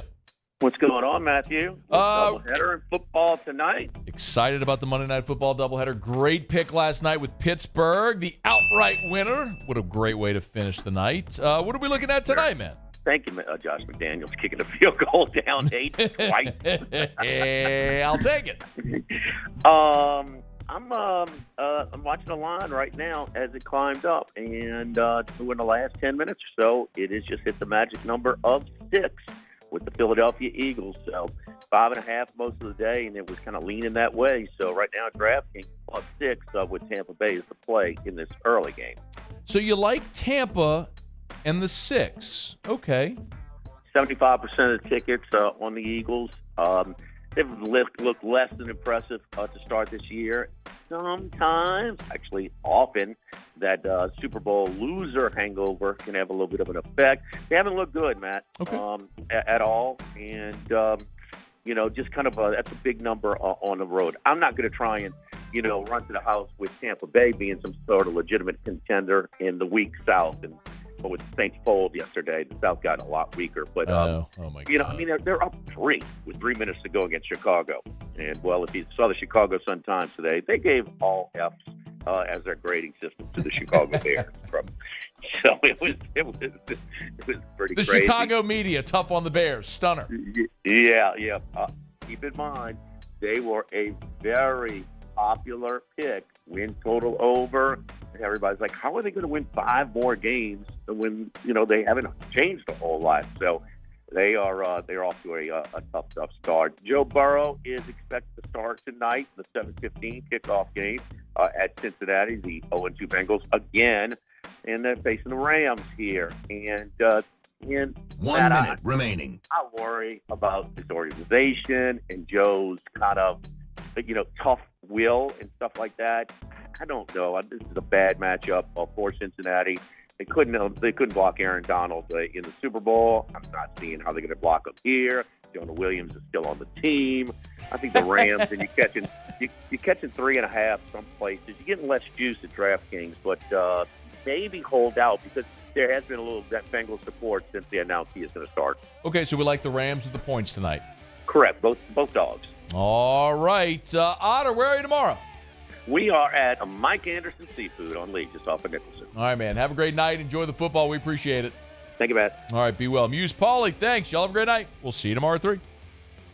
AFR. As we get on down the road, remind you about Shawbills Tire and Auto Service. ShawbillsTire.com. ShawbillsTire.com. I can tell you that I happen to know firsthand that there are some amazing specials coming in the month of October over at Shawbills. So if you have been putting off buying new tires, you can maybe wait another 6 days because there's some great specials and promotions coming at Shawbills. But there's great promotions all the time. You can go to ShawbillsTire.com, hit the All Promotions tab, and you can see all the great promotions that they have going on over at Shawbills. It's Toyo, it's Uniroyal, it's Bridgestone, it's Firestone. They got them all right there. And they find ways to get you the best price on the best tires. And remember, always ask about that Shawbills credit card. Because with the Shawbills credit card, your first purchase, you always get $50 off your first purchase over at Shawbills. Shawbills Tire and Auto Service. ShawbillsTire.com. Shawbills, we keep you rolling. Bayou Chrysler Dodge Jeep Ram has $12,000 off MSRP or 2.9% for 72 months on all new 23 Ram 1500 trucks in stock. All with Bayou's 1 million mile warranty. The crew at Bayou Automotive is going to do right by you. When is a taco more than just a taco? When it's Government Taco. Voted best tacos 3 years in a row by 225 Magazine, Government Taco puts the most delicious spin on tacos the capital area has ever seen. With creative combinations like the Magna Carrot, the Filibuster, or the Steak of the Union. Plus perfect tortilla chips paired with the best salsa and queso you've ever had. And happy hour every day from 3 to 6 p.m. and all day on Thursday. Government Taco, 5621 Government Street. Life in Louisiana is a song. A symphony of sound, colors, and movement. Life is here, now. For life's moments, big and small, always there. The right card,